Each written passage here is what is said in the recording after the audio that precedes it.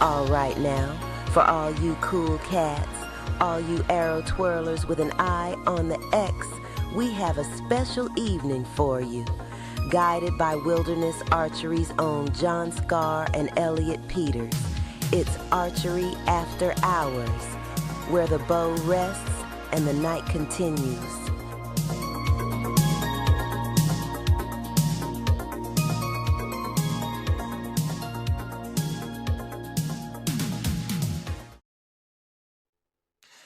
Ahoy! Ahoy! Ahoy! Ahoy, everyone, and welcome to Archery After Hours. We're coming to you live from a dimly lit room deep within the bowels of the Wilderness Archery compound in Studio C. Sí, señor. Oh, man. Anyways, we're super excited tonight to get into it. We have the fabulous Bella Otter here to discuss with us her journey in archery and everything break the barriers. So we're super pumped to get into it and give you guys the lowdown on what she's doing that has put her in the place that she's in recently. You've been making a lot of huge podiums and just really cool stuff. So go ahead, Bella, go ahead and introduce yourself. Give us a little rundown of, your background in archery, where you started, the whole thing. The whole lowdown. Run it. The whole lowdown. Love it. Well, hello everybody. My name is Bella Otter. I started shooting the very first time I ever shot. I was 9. I was in Girl Scouts.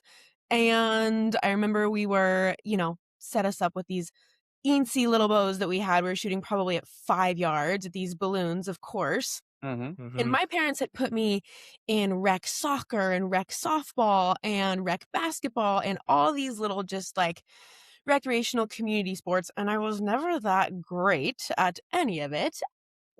As no one really is at 9, but you know how you have some kids that are like, okay, yeah, they're, they can take this, whatever. I was not that gal.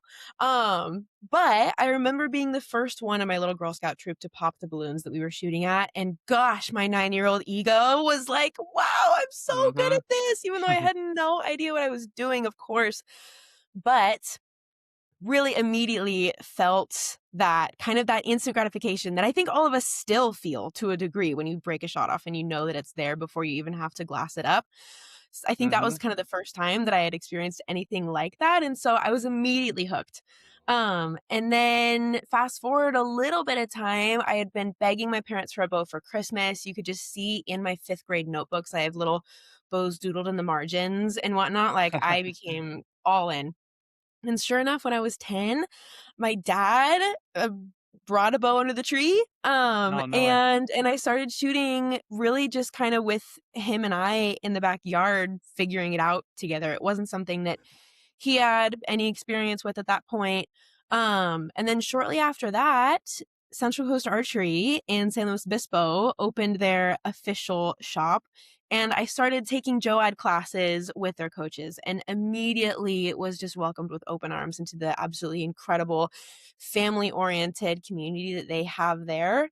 And it was those guys that really started kind of laying that true foundation. It was their experience and their knowledge that was really so generously being poured into me to get me to a level that I actually really started to kind of grow some confidence and grow some know-how in a way. And then with that, shortly after my dad got his first bow, because it was something that he figured that him and I could really kind of do together. And this was something that we could spend time with each other. And so the two of us just really kind of started figuring it out together. But now with this community of folks that we had that was super knowledgeable. And then shortly after that, it was that team that really started introducing me to this idea of, hey, if you wanted to take this to a competitive level, we have these really small local shoots, which then turned into regional shoots, which then turned into state shoots and slowly turned into these national shoots and whatnot. Before I knew it, I was seeing people at some tournaments with the USA jerseys. And that became my, how do I get one of those? What do I got to do to like, because they were youth archers too. I didn't know about the youth USAT program at the time. And so that opened up this whole world of actually traveling to a greater and greater radius in a way from home. And then really started taking it to a national level that ended up panning out really, really well. And so I made cadet USAT, junior USAT, for several years.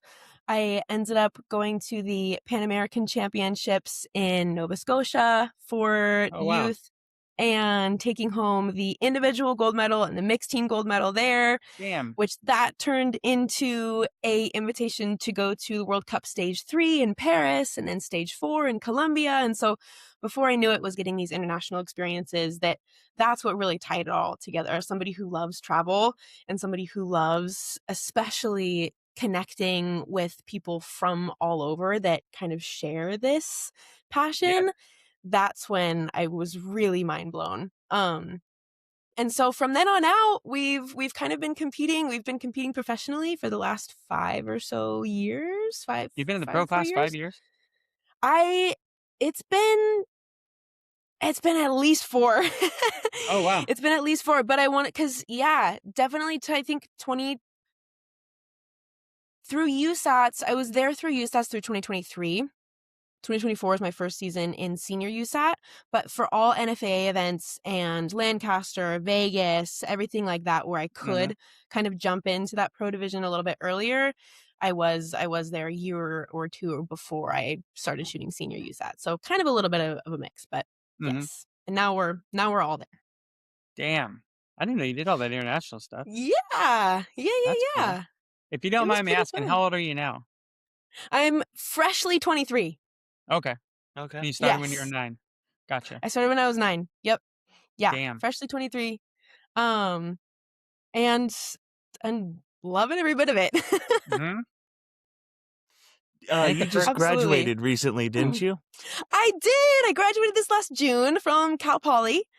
Nice. I was a sociology major. I had a concentration in Spanish and intercultural communication, so kind of a bunch of different things thrown in there. And to be honest, I picked it all because I really am still one of those people that I am not entirely sure exactly what it is that I want to do. I'm open. There's so many, it's one of those things where there's so many things that I want to go do. I'm somebody that when I was a kid, I used to have this drawer I was a collector, right? And I would collect hotel soap bars and straws and all of these little tchotchkes and knickknacks. And now I've become this collector of experiences, is how I kind of like to phrase it. And so I'm somebody that wants to do it all. I want to see it all. And so with that, I picked something that kept a lot of doors open, which is really nice. Obviously, it's a little bit of double-edged sword because there's not necessarily like a specific career that we're being funneled into, but I'm somebody that, again, I want to experience it all. So damn. We'll see where it goes.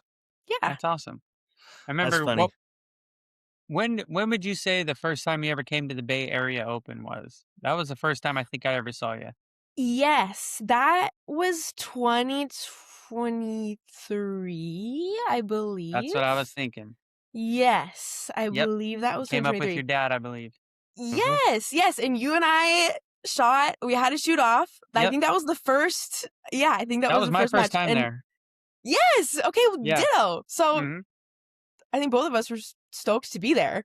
Yeah. No, that was a great time. Yeah. But Man, I was so nervous too.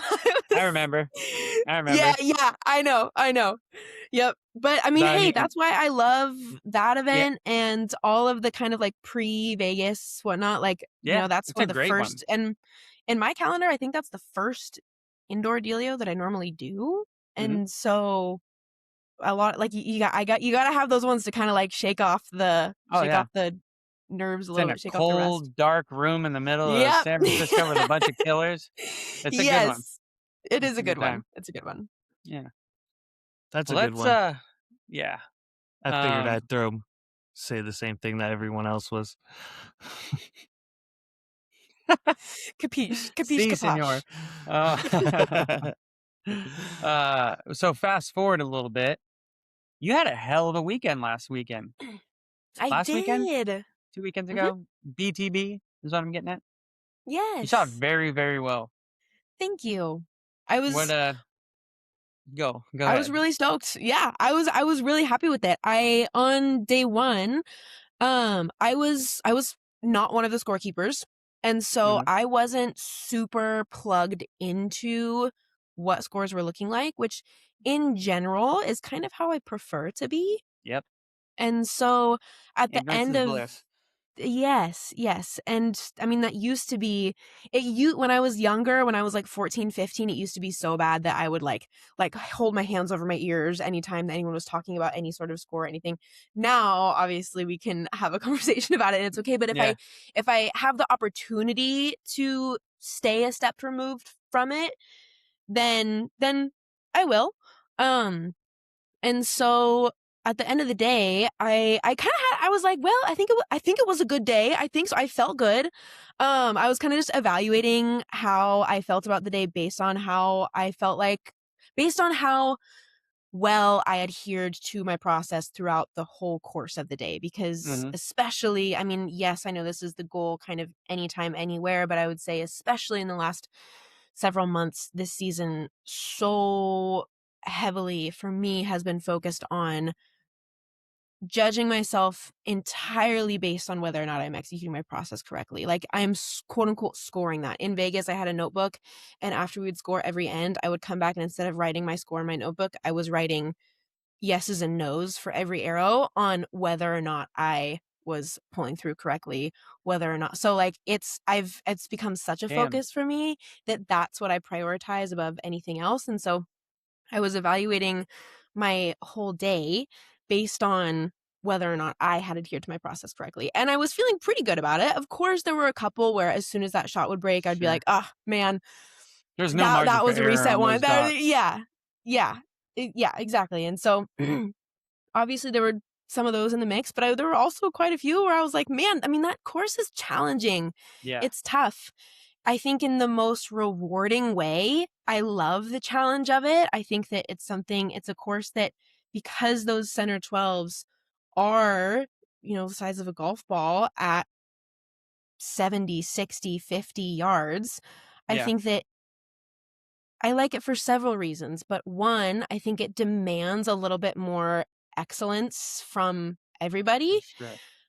I also think that no matter where you are, after day one, because it's a challenge for everybody, obviously within limits, but it's never lost. You know what I mean? No. Like anything can happen. Anything can happen the whole weekend. And so you've got to continue demanding that excellence from yourself the whole weekend. And that's what makes it that much more rewarding at the end of it. And so I love the challenge of it.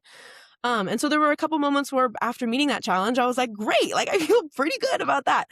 So anyway, all that to say, after day one, I was feeling pretty stoked. But then I had a lot of people back at the practice range, back at the registration tent being like, man, Bella, great shooting. Like being very congratulatory, which I so appreciate, like loved it.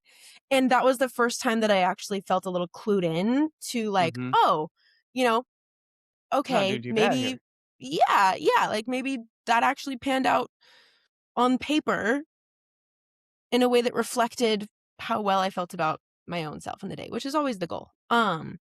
And so definitely went into day two, but I still was not looking at results because I did not want to, and sometimes it's totally fine. And sometimes it doesn't, like it's a non-issue for me, but for some reason in that moment, I was just intuitively, I don't really want to know what the gap looks like on either side of me. Like I'm just going to keep the same mojo that I have.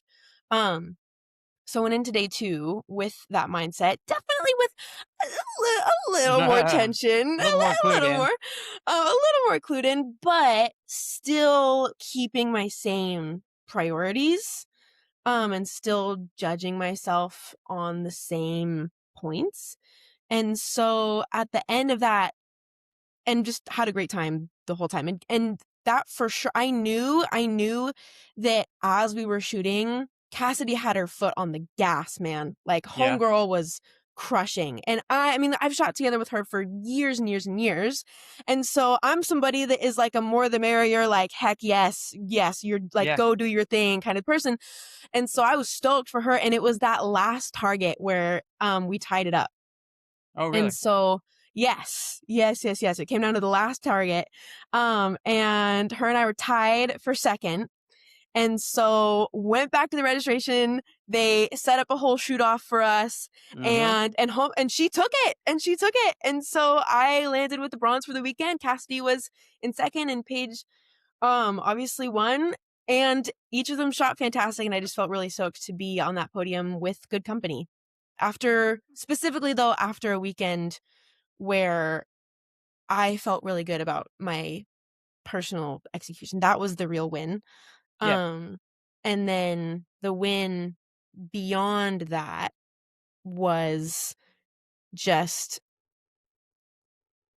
really just being able to have these 2.5 days, if you're counting Friday practice, the whole time surrounded by the most amazing group of people who, like, you can just tell and I'm curious, like, I'm sure you guys would agree, and I'm curious about just how your experience was with all of this too, but I feel like you can tell on that course just the overall spirit, the overall ethos of BTB is in every single smile on that range. Yeah.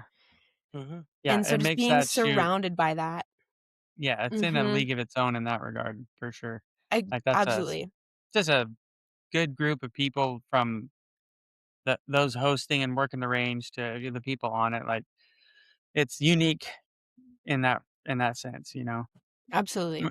We were talking the other day, maybe it was the last episode or something, about just how we like that format too, because like it really rewards you for shooting a great shot, but you're Yes. never all the way out of it. Where, like, if you drop a handful of points, say at Reading, it might seal the deal a couple days early for you.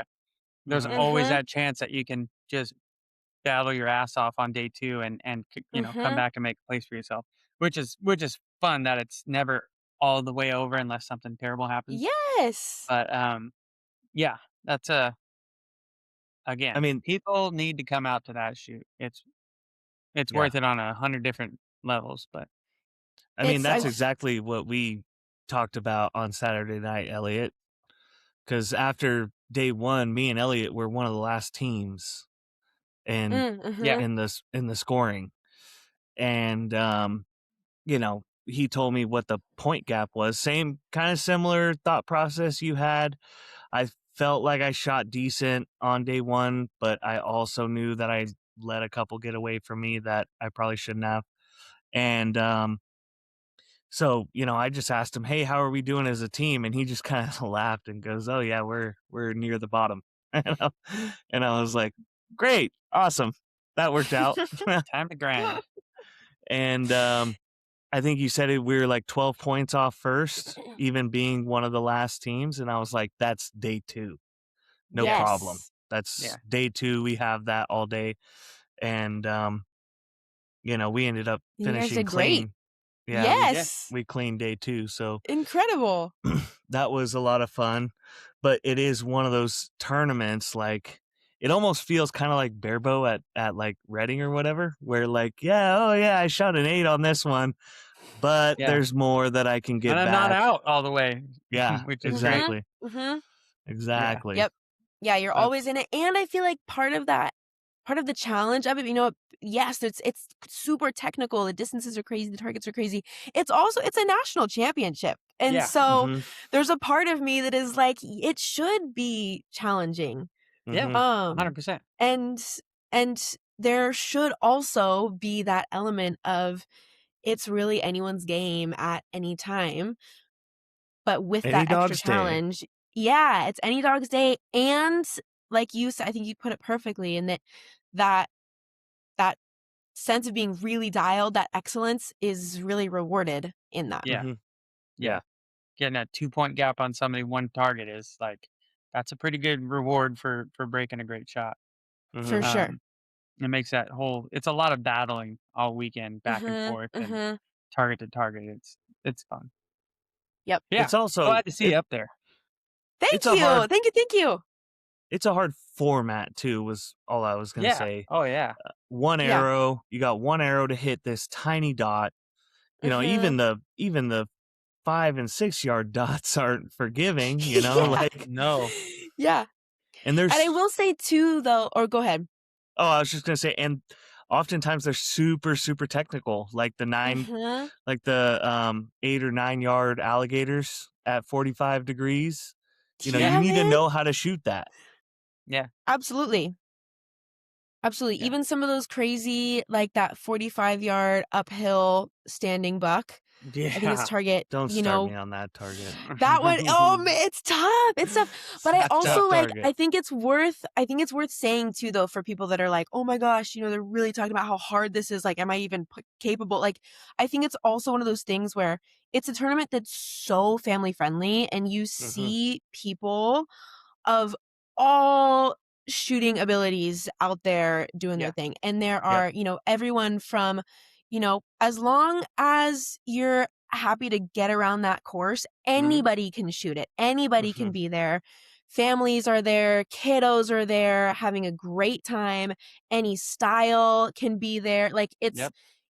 when, obviously, as with any tournament, you're in a division that you are ideally, like with people that are roughly on the same level in a way.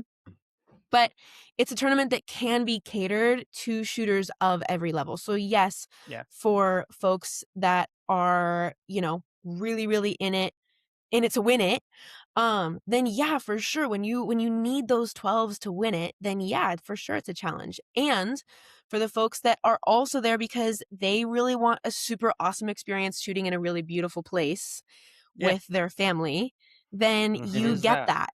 If they are there because they're a hunter and they want to get some experience, shooting at these 3D animal targets in some very technical, difficult positions that you might find yourself in a hunting scenario, you get that. If you like, it's a tournament that whatever you are really hoping to get out of it, you can absolutely find. And you are surrounded again by people who are just happy to be there and happy you're there. And I think that no matter what type of archer you are, one thing that really just stands out to me about Break the Barriers as an organization as a whole is they're all about the archer's experience, right? Yeah. And For sure. so if no matter who you are as an archer, they are very invested in making your experience the best it can possibly be. Yeah. And by showing up, by attending that tournament, you are directly supporting their mission and pouring back into their archers in the same way that they are able to pour into us during that tournament. For example, the adding the amateur contingency that they did Yeah. this year. Yeah. Super awesome. Amateurs, Yep. massive, like they had a bunch of donors that were there simply just to support the organization. And in every division that they could, they had amateur contingency on the board, on the table. And people went home with envelopes. Like, it was super rad. And so they really are very intentional about enhancing that archer's experience. And no matter what you want to get out of it, you can find. Yeah.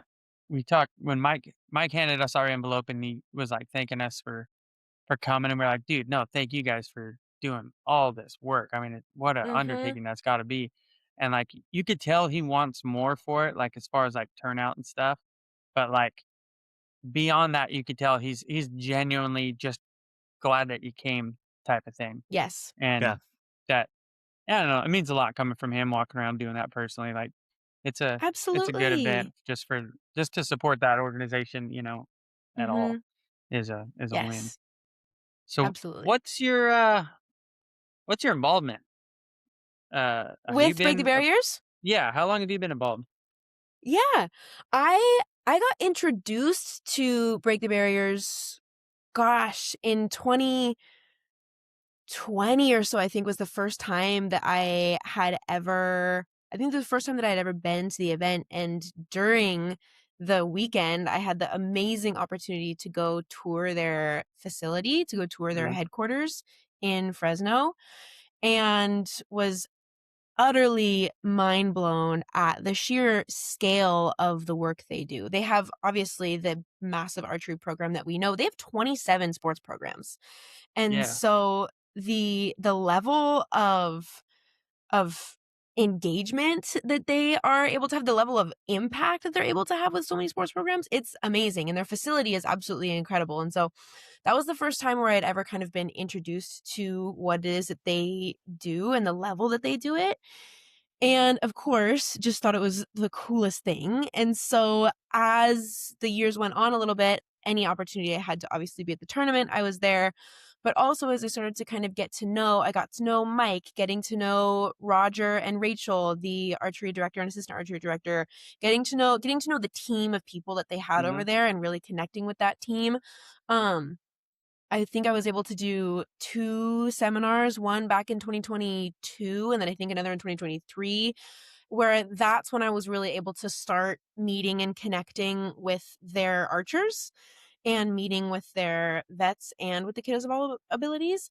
And it was really kind of through just an increase in familiarity, I guess, that I really started to feel the BTB spirit, the BTB mojo, you know what I mean? Yeah. And so when the opportunity, pretty much about this time last year, came around to jump on board with them in a more official capacity, of course, I was immediately saying yes.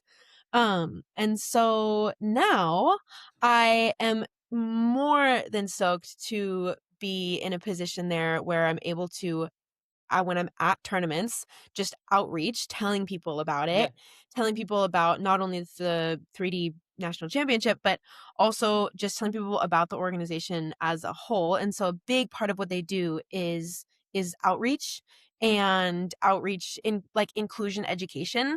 And so being able to tell people about what they do is something that I really, really love. And then also I'm over there on a more consistent basis doing seminars, connecting with their archers. Oh, really? This year when my jersey came in the mail and it has a little like coach label under my name, I was like, oh my gosh, like this is so amazing, this is so great. Because a big part of what I love, the soul of what I really love doing over there is getting to have those one-on-one connections with their shooters and getting to be involved with their processes, getting to answer their questions, getting to connect with them. And so that's a huge part of what I do over there and what I love so much about it. And then also just, any and all outreach extends to social media, it extends to all the different things. So yes. Do people know, like, I want to make sure I'm not getting too like esoteric or like into the weeds if people don't necessarily maybe know what BTB is also. I mean, you might as well break it down real quick, just in case. Okay. I mean, we do, but I mean, I'm sure there's those who don't. Yeah. So for those that are unfamiliar with BTB, Break the Barriers, they are an organization based out of Fresno, California. They have the largest inclusive archery program in the United States. They also have the largest veterans archery program in the United States. And so they have hundreds of archers walking through their doors every single week. And when it comes to their vets team, they are able to provide this incredible space they really kind of use archery as a conduit for inclusive connection, community building. And so these vets are able to find this sense of community and camaraderie and passion for something, for a hobby, for something that they want to really undertake and become really excellent in. And I've truly had conversations with vets while I'm there, and they will tell me, this program has saved my life. I would not be here if it wasn't for a program like this. And so that just puts into perspective for me the level of impact that they have with these veterans. Yeah. They also have a whole team of kids and adults of all different abilities. And so a big part of their mission is just celebrating awareness and victories of all abilities, ethnicities, ages with their programs and outreach and whatnot. And so for me, if they happen to have a kid who is maybe missing an arm, then they have these amazing abilities to still make archery accessible to them. And so they make archery accessible to anybody, no matter what their ability level is. Literally. And which, again, and they talk about how, the magic is in the mixture. And so a big part of how BTB started was taking these kiddos maybe with Down syndrome, maybe with certain neurological diagnoses or whatever it is, and magic is in the mixture, mixing them with their other third grade peers and seeing how everybody became elevated. Everybody was able to get better when they were able to learn from and with each other. Mm-hmm. And so that's a big part of what they do in terms of their inclusive archery program. And it's a big part of just the community folks that they have there that make up their team. Mm-hmm. I've shot next to that crew a couple years now in Vegas. I remember the first time I showed up and they started getting that one fellow with the rainbow suspenders, the blind guy, set up to shoot, and I'm like, Yes. no fucking way is this guy. I Yes. mean, you think? Well, I mean, look, Matt Stutzman doesn't have any arms, but he figures it out. Mm-hmm. So I guess blind isn't totally off the table. And I'll be damned, they got him there shooting, and it's like you said, like I guess if you got no arms or no eyes, like it doesn't matter. They'll find a way to make you shoot, and that's incredible. Mm-hmm. Yes, I absolutely. mean, very cool. Good group of people. I mean, I've sat with them, shot with them on the line Friday, Saturday, and it's neat to see. Really cool. And that event that they put on, the Pro-Am thing, like that's yes, super awesome. it is my favorite part of Vegas, man. It is my absolute favorite part of Yeah. Vegas, hands down, every single year. And it's one of those things too, where like you just come to watch, just come to hang out. The ceremony that they do in the beginning is beautiful. There's never a dry eye in the room. And then just again getting to watch these vets have the opportunity to really connect with these pros, and these pros that are there to enhance the experience of these veterans. And this is something that a lot of these vets work towards all year.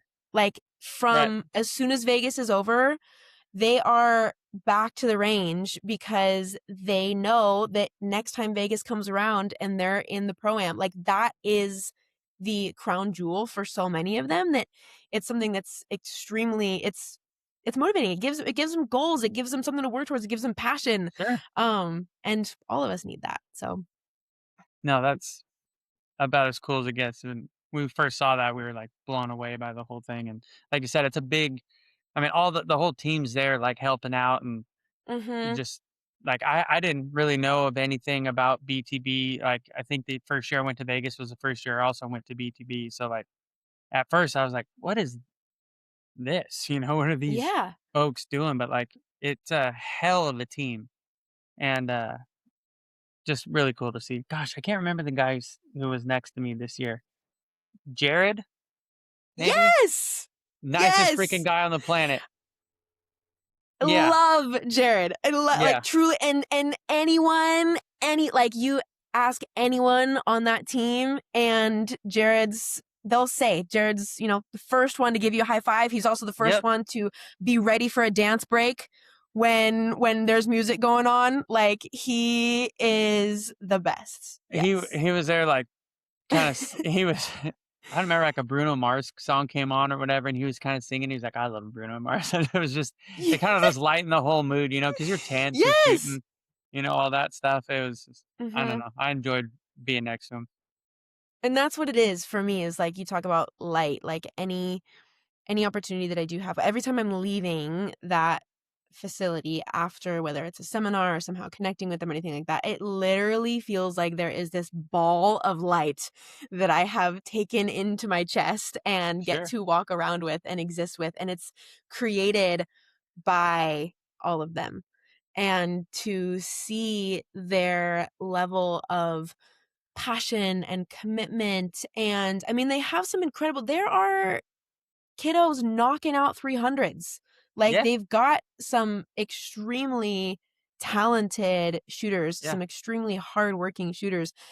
And so to see how, to see the level that they have committed themselves to, and to see them actually really rise to that is amazing. It's so affirming. It's amazing. I'm inspired by them every day. Yeah, I've been doing Did that get really loud for you, Bella? Yeah. John, what did you do different, bro? You got really loud all of a sudden. Nothing. I did nothing different. Well, I you just fixed started it, talking. whatever you just did. Did you just change something? No, I did not. All I did was were start you on talking. mute? I plead the fifth. You were on mute because you did this a couple of episodes ago. When you come back, it's known. I say that, but people, when I re-listen to it, it doesn't come across, so it'll be okay, I guess. The audio is absorbed at the same. Maybe it comes across loud because AI fixes it is what happens. True. Anyways, I've been doing lessons at the shop for 4 years, and about a year ago, maybe a little Taking bit lessons longer. or giving lessons? I mean, I take all the lessons I can get. From Mark? But about a year ago, no, not from Mark. I can only do one thing at a time, man. Like I can tell. I'm gonna start doing. I notice like when I'm having to think, I do this. Where is that thought? It's up there. Yeah, I'm looking can't for quite it. reach it. I believe. Anyways, I'm here for all of it. I've been giving lessons for 4 years, and I have met many, many great people, and this is not to take away from any of them, but one of the most fulfilling lessons and journeys that I've been on was mentoring a very young autistic child and seeing his excitement and seeing him like just truly enjoy like just the littlest things, you know what I mean? Just it starts with getting on paper and then putting them in the middle, and then he got like really good really quick, and it was it's just like it, I even just thinking about it get welled up a little bit just because it's so like when you can share something that you're passionate about and provide insight and then also just a lot of it was just me sitting there with him, letting him shoot and just making sure that he doesn't turn around at full draw, and just seeing his excitement and stuff. It's really such a cool thing to experience, and I know that not enough people get to experience that, and I think that's one of the great things about BTB is it seems like such a like internet community that everyone Internet, I like that. Yeah, I came up with that on the fly. That's good. It's everyone's there to help each other. I mean, I've seen it at the events. I see it when, we go to national events. Everyone's together, they're supporting each other, and it just kind of reminds me of that same kind of mentality of like, hey, just because we're competing doesn't mean we're not still, like a family unit per se. And it's just kind of unique. And I think it's something that not enough people see in the archery community. There's kind of this cliquish mentality. Like you have the Matthews pro staff and you have the Hoyt pro staff, and then you got, Elite and all these other brands. And then you got the Bowtech guy, the teams, but it just seems like such a different mentality that I think is super, super unique and super cool to just be on the outside looking in, and everything that BTB is doing to support the archery community. I mean, having a national championship that is, Reading is obviously my favorite every year. I love going up there and doing that, but BTB is right next to it. Like if a tornado came through my house next week and it's the week before BTB or Reading, neither of those two are getting missed. If I have two tournaments to choose these are the only two you get each year, it's going to be BTB and Reading, because those are the best. And I just think the format for BTB is I mean, I think it's unique as well as challenging and exciting. You know, each target is a challenge in and of itself, but it's just the camaraderie and everyone's there to have a good time too.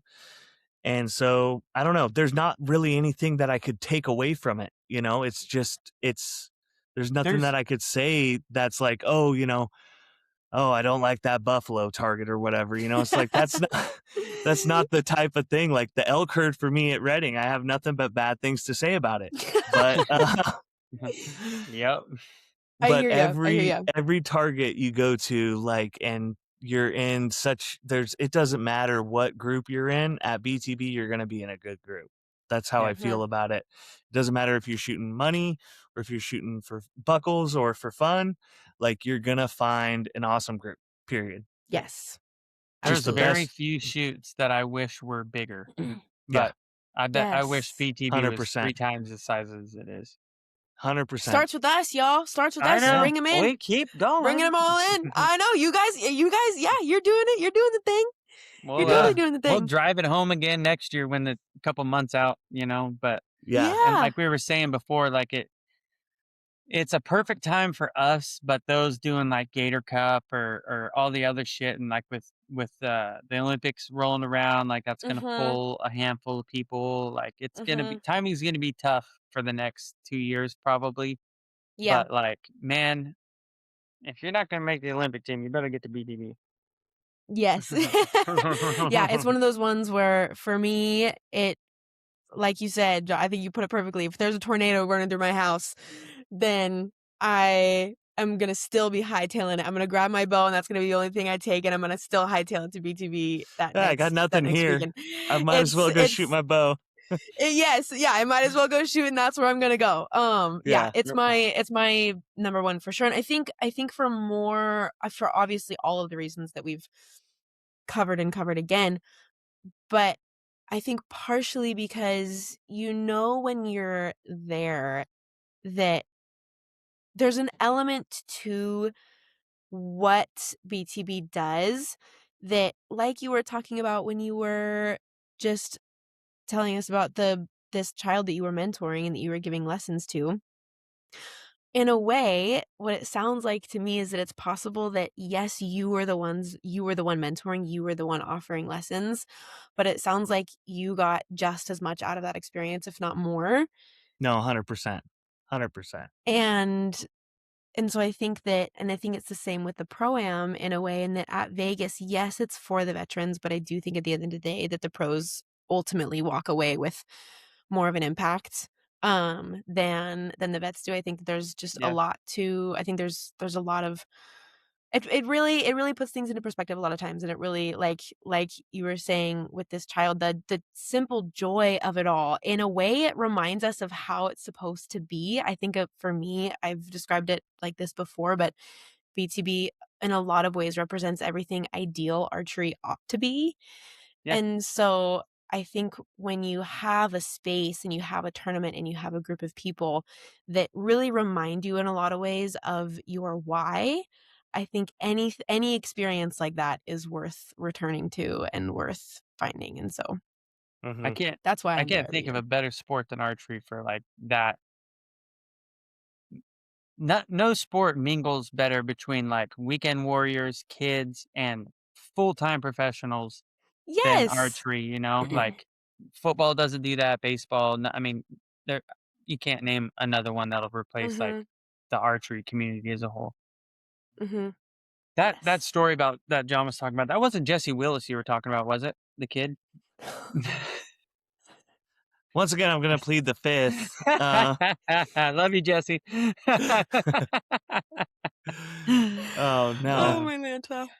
No, I mean, realistically, there was lots of days where I was coming home and like it's, I started opening up the shop on Saturdays so that I could accommodate him coming in early and being in a quiet environment, because one of his things was like high volume. And so, I started, taking time out of my Saturday in the morning, because that's like primo time for me to go shoot and get my practice in. And it's like, Yeah. I want to be out from like 6 to 10 on a Saturday shooting, and it's like, well, I got to be there at 9 to go open up the lanes and spend time with him shooting and whatnot. And it was of zero question as to which of those two I was doing. Yes. Look And at you.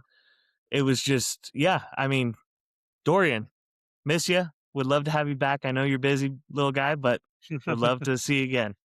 And I want to meet Dorian. yeah, he's a sweetheart, and his dad is awesome. And just it's a unique experience of feeling.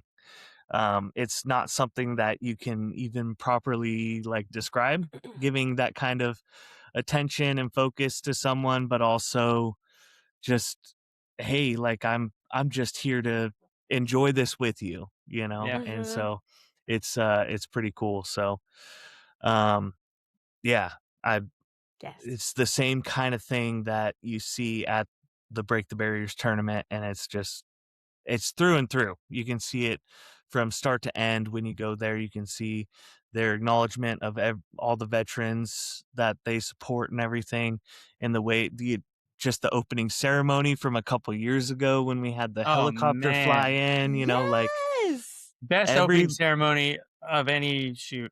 Yeah. I've ever seen ever, and probably will ever see. Yep. 100%. I mean, how many at the Super Bowl, all they do is fly over the stadium. They don't come in and land 50 meters from you. In. And then let you go in it and like check it out. And And then a horse rides out with the American flag in the distance. I mean, it's a whole thing, and it is so cool. Yeah. Yes. You're like, I feel so patriotic right now. Let's go shoot some targets, You get amped for no reason whatsoever. Well, not for no reason, but you get amped like you don't even need coffee. Yeah. They bring out Starbucks, and it's like, I'm just waiting for the opening ceremony. I'll be good, thank you. I'll be good. I'm feeling electric. I'm all good. Yeah.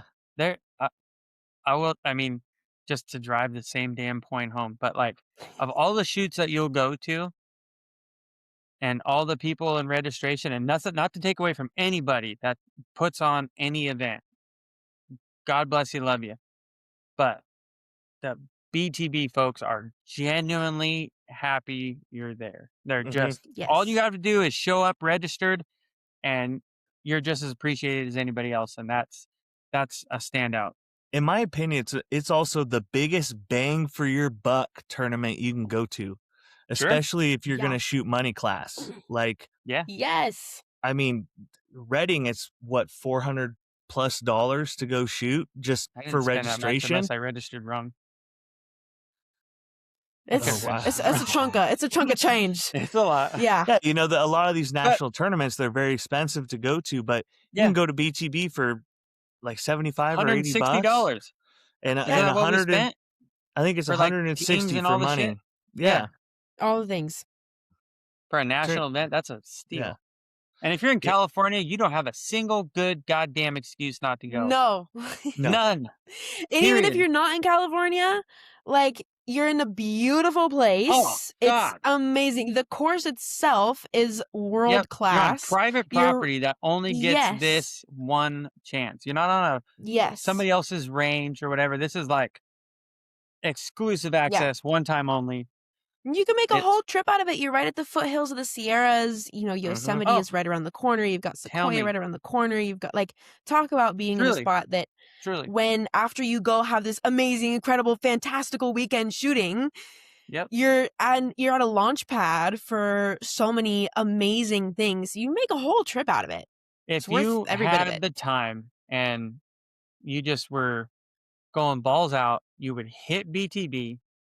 You might stay near, we stay at Millerton Lake. We camp at Millerton Lake so the kids can swim and do all that shit, and it's great. Yeah. But you would go straight from there to Dunlap, and you would camp there getting ready for Fresno. And in the meantime, you'd go up to the Sequoias, Kings Canyon National Park, and see some of the coolest shit ever. Yep. Just up the road. It's a beautiful part of the state. You'd hit Fresno, and you'd mosey on north and hit every little town and shoot on the way, and you'd Yep. hit Reading 2 weeks later, and it would be the tour of a lifetime. It would. Yeah. California in its finest, Yeah. Truly. Yeah. Yeah, you'd see the best parts of it. Yep. So that So add leads it to your us. calendars, y'all. Yeah, stop messing around and get your ass to Stop BTB. There's messing around no and get reason there. not to. No reason not to. Freaking nerds. Yeah. So, with that said, we are officially in Reading week. Yes. One of the best weeks of the year. Take a couple days Yes. off so I can get ready in time and be up there early and all that shit. I love it so much. I wanted to, for my own selfish personal well-being, talk to you two about what is on your checklist of stuff to have dialed prior to Reading. Dude, when I got to BTB last weekend, I will tell you a secret. I didn't want to tell you ahead of time because we were shooting and we were partners. I put that sight on that you sold me, right? That bow figure. Yeah. Great sight. I only adjusted the axis in a press with the level half-ass one time. And I showed up to the range and went, did I even shoot my third axis? This is a whole new sight. Didn't even think about it. Totally didn't think about it. Everything was fine for the most part. But I remember just being like, oh, Jesus, this could get real bad on an incline here. And yeah, so this week on my checklist is to truly fine tune that third axis. I want to do a little bit more group tuning, really massage those marks in precision cut. But what are you guys driving home right now in the days you have left? Elliot's favorite thing to do before we team up for a national event is to get my blood pressure running. Last year it was, I'm going to shoot my hunting bow because it rails. Oh, right. Yeah. It does, dude. It freaking does. And I'm probably stupid for not shooting it right now. But I'm not going to. It's not too late. It's not too I know, but it's too late, Bella. Don't encourage him. I won't egg him on. Everybody's seen this big, bright, shiny bow of mine. Like, I'd feel stupid showing up with any other bow. I gotta shoot it. It's my target bow. You gotta represent. Yeah. Yeah. You gotta own it. Honestly, Elliot, my where I'm at right now in terms of prep, in terms of what I'm really making sure I'm dialing in, isn't too dissimilar from what you mentioned. Axes obviously are a big one. And so making sure that I'm feel pretty confident about how those are looking. I like what you said about massaging those marks. I haven't heard that word before, but I feel like it's very appropriate. And for me, I use Archer's Mark. I've always used Archer's Mark. It's honestly just what I'm the most comfortable with. I'm the most familiar with it. It's never let me down. I've loved it since the day I got it. It's never let me down. Never. It's great. Yeah. And I will go, I will obviously input my main shot in marks. I will input my 60 yard and my 20 yard marks. And then I will go to obviously 30, 40. I will manually, obviously, as anyone does, go in there and check and do make a couple middle marks, the shot in marks that you can do kind of after the main setup. And then I'm mostly that secondary set of marks that it gives you. I'm mostly using those just because I know that those are very particular. And then I look at the shot list and I make sure that I am not just getting a 70 yard mark. I'm getting a 73 yard mark because I know that moose at 73 yards, I want to have supreme confidence that I've dialed in for that shot specifically. I will get a 77. I will obviously get an 88. And then for me, getting 101 is definitely a bit of a hefty task because I can't reach that normally. And so I'm doing the whole pulling my scope all the way in, moving it all the way down, shooting a 2-fletched arrow, the whole 9. And so that one takes a little bit more. Is a little bit more involved. But I am specifically shooting in each of those far marks. And I also am specifically shooting in each of those close marks. I will manually shoot in for everything from 3 to really from 3 to 17. Once we get to 17, 18, then Archer's Mark, I feel like at that point pretty much nails it. But everything in between, I am specifically shooting that in. So, are you on a Apple or Android with I have an Apple. Okay, so can you put in, is it just 2 marks? 20 Mm-hmm. and 60 or whatever?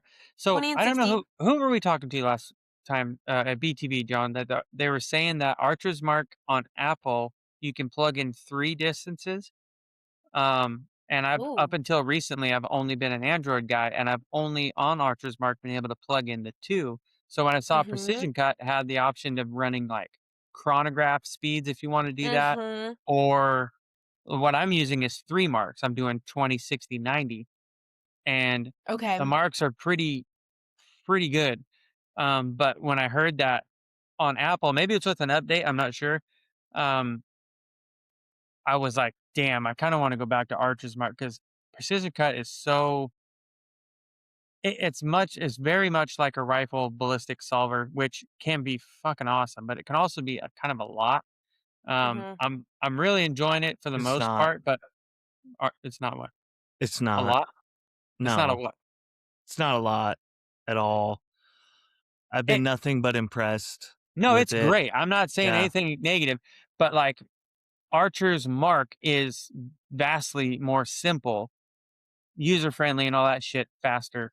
And I've shot all my best scores with it, and it's always when my marks are on, they're also on at 3 yards and 4 Mm-hmm. yards. Like Mm-hmm. that's how I judged if my far marks were truly good. Because if I walked up to 4 yards and I was tall, I was like, yeah, my 60 might need a little bit more massaging, and I'd go back and figure it out. And every single time, if my marks were truly on, they were on from one end to the fucking other. And I Yep. really liked the confidence and being able to adjust shit on the fly. Not that you can't in Precision Cut, but I don't know.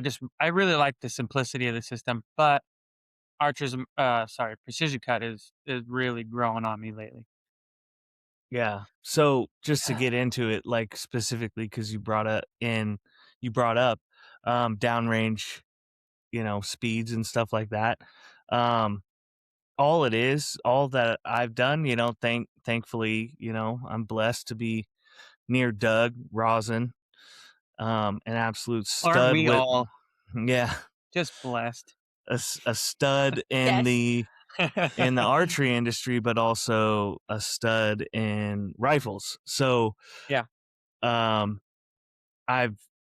used his lab radar and generate some speeds over like a dozen arrows, and then average out those speeds for each distance, and then choose the 2 speeds that I'm going to utilize. So I'll just bring it up to give you an example.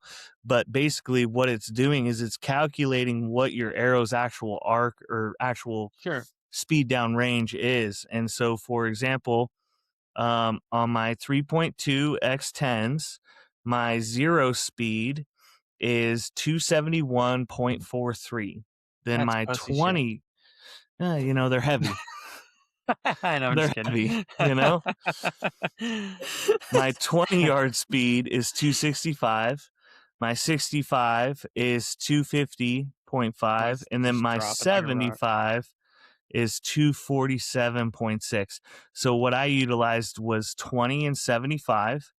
And I plug that into the downrange speed. And then all I do is shoot one mark, 55 yards. Very comfortable, very Mhm. consistent distance. And I plug that in, and then I'll jump back to 100, and then I'll jump up to 2. And the 2 is just to verify that I didn't mess something up somewhere. Mhm. And if the 2 is not perfect, then the only thing that it's been for me is that my measurement for my peep to pin was off. Or sorry, my peep Peep to to arrow arrow. was off. Yeah. Mm-hmm. And as soon as I fixed that, I shot in the new number. It changed it by 3.5 whole numbers, shot it in, boom, right inside the arrow hole at 2 yards. And now I know my numbers are money. Mhm. And physically, you cannot be more consistent than that. So Yeah. my No, brain likes that. So yeah, fair enough. Yeah, I need to maybe get on the lab radar kick or whatever. I had my like a true old school shoot through chronograph that has the wires and the shit, and shooting through that thing at 60 fucking yards, let me tell you, that kind of gets your shit going because it's all or nothing.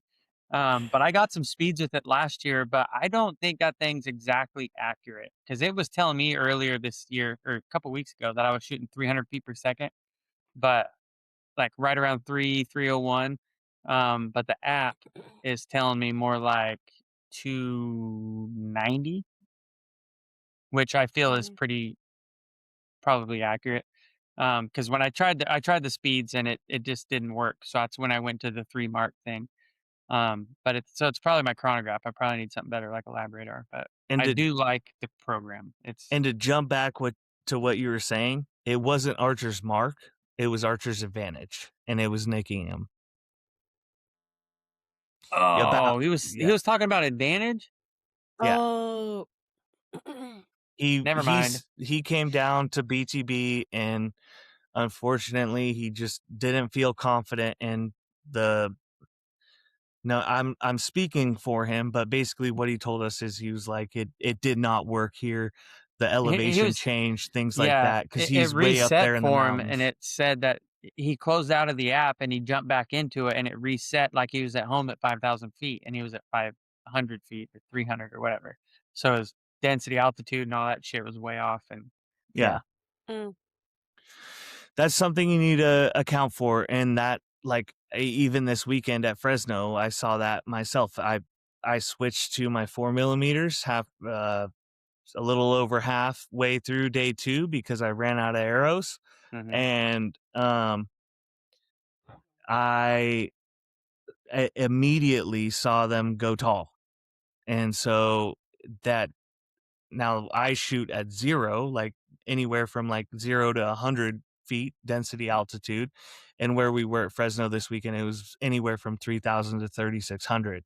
So it was about 6 clicks difference for each number, for So each that yardage. that doesn't exactly jive with that's not it's not because Fresno's at 3,000 feet because I do not believe it is. That's No, it's that is day-to-day pressure. yeah, So you could be shooting in a rainstorm or something, Mhm. and your air I can't remember the term for it, air but yeah, I don't know if it's air density or whatever, but the it's air DA density. is different. Yeah. And And that's that something was that needs to be checked probably daily if the weather does change and you go from a nice bluebird day to a cloudy, rainy day or something like that, because it will affect it big time. and that was exactly what happened, because on day 2 we were getting misted on and just Yeah. barely getting rain and whatnot, and I looked at the density altitude in the morning, and it was like 1,500 feet. And Hmm. then, oh no, I did that backwards. It was like 3,000 feet. And then later on the day when we were getting misted on and Yeah. rain was coming in, um, it was down to like 1,400, 1,500. And that's Hmm. just because the density is different. And you just have to have a proper application. You know, you're going to have to pay for it, but it's not expensive to, find out where your air density is based upon your location and things like that. But Yeah. I feel like um, even just in a single day, like I've had experiences at Reading where in the morning, if it's cold, but it's, Hmm. 85 and sunny by 1 p.m., Yeah. then for sure in a single day, things are moving and whatnot. And so I feel like with Archer's Mark, obviously they don't have all of those super, super specific fine tune different variables that it's accounting for. But I feel like knowing or at least going into it with kind of enough know-how in terms of like, okay, if I'm consistently maybe 2 inches low at 50 yards, I know that for me 2 inches low at 50 yards means this many clicks or whatever. Like certain things, Hmm. like I know it's a lot of like mental math in the moment, but to be able to like I think stay on top of that, adjusting early and often in those moments, even when you don't necessarily have the software to be able to tell you exactly what that might need to be and whatnot. I think that yeah, in general, I think you're right, John. It's a good thing to at least be aware of, obviously. mhm. Yeah. Yeah, it's just more information that you can plug into whatever system you're running, whether it's Archer's Mark, etc., Precision Cut. The more Mhm. information you have, the better the outcome of the result will be. That said, There's some people that shoot a hard tape that they brought with them from wherever the fuck they came from and will probably do really, really well. And density, altitude or not, like we're probably picking fly shit out of chili and it might end up being an eighth of an inch difference. Yeah. Honestly. I mean, if I had the ability to go an eighth of an inch closer to middle, I would do it every time just to err on that side of things. But like I said, I've shot some great fucking scores with Archer's Mark and none of that density altitude shit. And it's one of those things you can bring a Kestrel with you and check the wind while you're at it. I mean, the sky's the limit, honestly, and it's only going to help. But how necessary is it is yet to be determined, in my opinion. Mm-hmm. But I do like the app. I will say I'm going to run it this weekend because I've been liking what it's been kicking out lately. Great. Yeehaw! And so it looks like we're gonna have some pretty damn good weather. Like I think nice it's gonna weather. be really nice. I think it's gonna be really Yeah. nice. I was a little nervy. I think a little while ago it was calling for maybe rain on Sunday, but I think that's pretty much I cleared didn't up. see Uh-oh. that. Nice. Not anymore. This was like a little while okay. ago. Yeah, this was a little while ago. Okay. It was like maybe a possibility, but I think it totally cleared up. So I think we're in the clear. But I you was like, really never know with this weekend. I feel like we've You shot don't. this when it's been blazing hot. We've shot this when it's been hailing golf balls. Ooh, We've shot it when Monday. it's been that raining so much sucked. that it's been flooding parts of the course and whatnot with rain. So like, It looks you like really it don't know might what you're rain gonna get. Monday, so that's fine. That's what I'm seeing too. 80, Yeah. 75, 74. And it looks like overcast. Yeah. So not a lot of glare. But you know what? Probably no damn umbrella needed at all, which I'm cool with. Yeah, the wind's Probably going to be still lugging low around, except for but Sunday. yeah. Sunday's going to be a Yeah. little bit windy, but it doesn't Think look somebody's like gonna clean it this year? What do you guys think? Ooh, if Seems the like the wind weather's really really is good gonna for be, it. yeah, I feel like if you're gonna have some clean it. weather, if you're gonna, yeah, You if you're got gonna no have, glare. It's not super hot. You're not super dehydrated. No crazy wind. Like this would be a good year to do it. the door's open. The door's Mhm. open for sure. I could see Bodie doing it. I could see Kyle Douglas doing it. Absolutely. Yeah. Yeah. I think this is definitely the at least in the last 5 years where it's the best opportunity to do so. I know we're going to be missing a few top shooters because of Shanghai, but I still think the I think people we're all that lucky are Matthias isn't coming. yeah, just a little bit, yeah. Yeah. Maybe a little. But I think with the weather the way that it's looking, and as long as it stays that way, we'll have a great Reading year. It's been a while since a good one, so we're due. We're due. Yes. Yeah. We're due. I'm still gonna keep. Man, I'm never gonna go to that tournament without my rain jacket at least in a Yeah. suitcase. Yeah. I'm never showing up to that place without being totally prepped. But you know what they say? There's no such thing as bad weather. There's just bad gear. So always gonna have the gear on deck, but hopefully we don't have to bust it out. It's looking good. But yeah. Yeah. I learned from BTB 2 years ago that Yes. I bring rain gear. I brought rain gear this past weekend to Fresno. I didn't use it, but Just it PTSD. comes. It's definitely some Gotta be bad ready. nightmares I about. have Gotta be ready. my wife made an Excel checklist, and it's like hand warmers, arm guard, rain gear, canned air, and it's like all the stuff Yep. that you had to have in a shitstorm, And I'm thinking there's gonna be T-shirts this weekend, but we'll see. Kind of like the couple of those things are like in case of emergency break glass, and like Yeah. like the air and the hand warmers and a Oh, couple yeah. of those things on that list are like A hand okay. warmer in your release pouch, drawing down Ooh. and grabbing a hot release out is like that's close to getting a cup of hot chocolate. Yes. It's as good as it gets. Yeah. So, is there any? So we didn't hit on it, but like, is there anything that you do specifically to prepare for BTB? Specifically, those small dots. Is there anything that you like to do or that you see that gives you success for that event? Yeah, I think I don't really have at least in the area that I'm at, there's not a field or a 3D course super locally, which is a bit unfortunate, but the way that our backyard is set up, it kind of goes up into a hill. And so I will set up a bail and I will practice shooting at angles, because I think that just having some familiarity with the way that your body feels at those angles makes it obviously easier when you're in that scenario to kind of, okay, there's a degree of familiarity here. I know that, my draw length maybe kind of feels like this when I'm at this type of angle, which ideally you're kind of minimizing the differences in how everything feels when you are in that scenario, because you've set up everything the exact same way.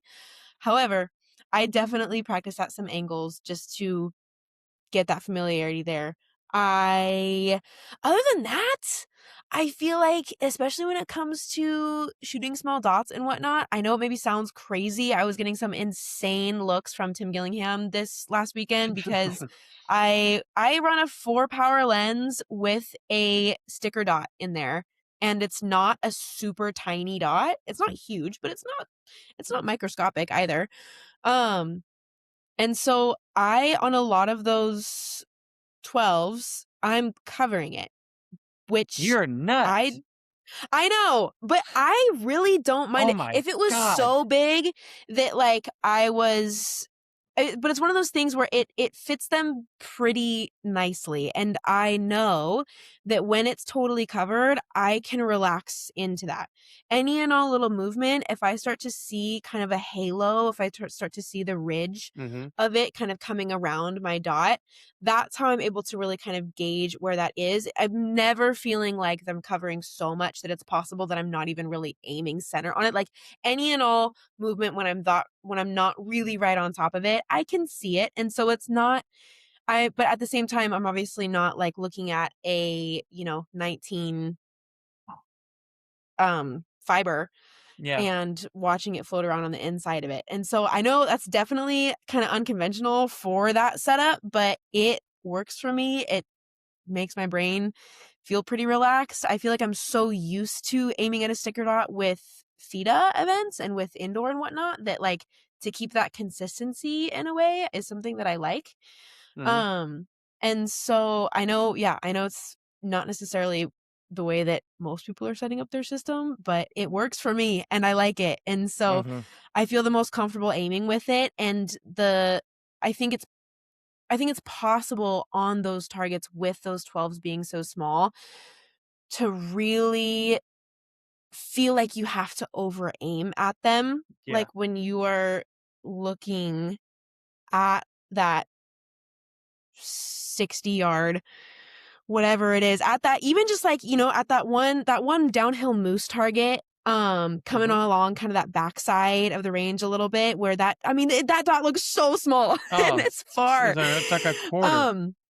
Yes. And so I think that a lot of people, potentially have the tendency to really, really, really, really over aim in that scenario. And for me, when I'm able to kind of cover it up like that, it's harder for me to over aim. Because I'm not able to overanalyze all of the movement that I'm getting in and around that dot. If it's covered, I know that I'm good. I know that I can relax into that. And so that's why I like running that setup. I'm jealous that you can pull that off. Yeah. I would be peaking like crazy. Yeah. Same yeah. here. That's why I run a hoop. Yeah, I mean, I've tried years ago. I tried throwing a hoop on there, and I was immediately like, there's so. I was like, whoa, there's so much going on. And so yeah, my brain did not love the hoop. I like it. Do you when always it's shoot just a 4-power? nice. Yeah, I've always shot a 4-power. And granted, I have never. The world of ASAs is something that I haven't tapped into yet. I would really, really like to. And so I can definitely see myself. I know so much of that game is just what you're aiming with and how you set that up. And so I can definitely see myself getting way more kind of involved and detailed, I guess, in exactly how I'm setting everything up in that scenario, because being able to see things is so important there. Yeah, very much. For a setup like this, where there is something to aim, where you do have an orange dot, and also, again, just that familiarity that I have using it in FIDA and using all those things, it's something that I know it, I trust it, and so I run with it. But that's not to say that I would never be opposed to throwing something else on there and experimenting, for sure. But Sure. so far I've been pretty happy with it, so I'll run it. Yeah, don't get a whole lot of movement with the lower power magnification. That itself is a good way to stay calm. Running a Yes. 7 and an 8, seeing every little heartbeat, and then seeing Mhm. that dot jumping in and out and everywhere. It's like, it's a lot to Mhm. commit to. But Yes. to each their own. To That's each their own. And when crazy though. Good for you. I wish I could cover shit up like that. I would love to just shoot a conventional pin and life would be Yes. so easy, but I just can't bring myself to You're do it. I making haven't it committed to it, but yeah. making it tricky. But I feel like for me, like, especially when dialing in, it is one thing that I feel like there could potentially be a lot of value in throwing in a 7 power and shooting it for a while, simply to minimize that movement. I feel like you guys were talking about this in an earlier episode. Yeah, I Um, thought it could be a but really good tool to just yeah. help you micro tune. Like you can see your hold better, period. You're just like Mhm. zooming in Mhm. on your hold. Whether you choose to shoot it like that is up to you, but like there's no denying that if you shot, I mean, pick the highest power you could get. I don't think you can go above 8, but like if, grab an 8 You can and get a just 10. get a 10, fuck it, and shoot a Vegas round and just That'd try be to. crazy.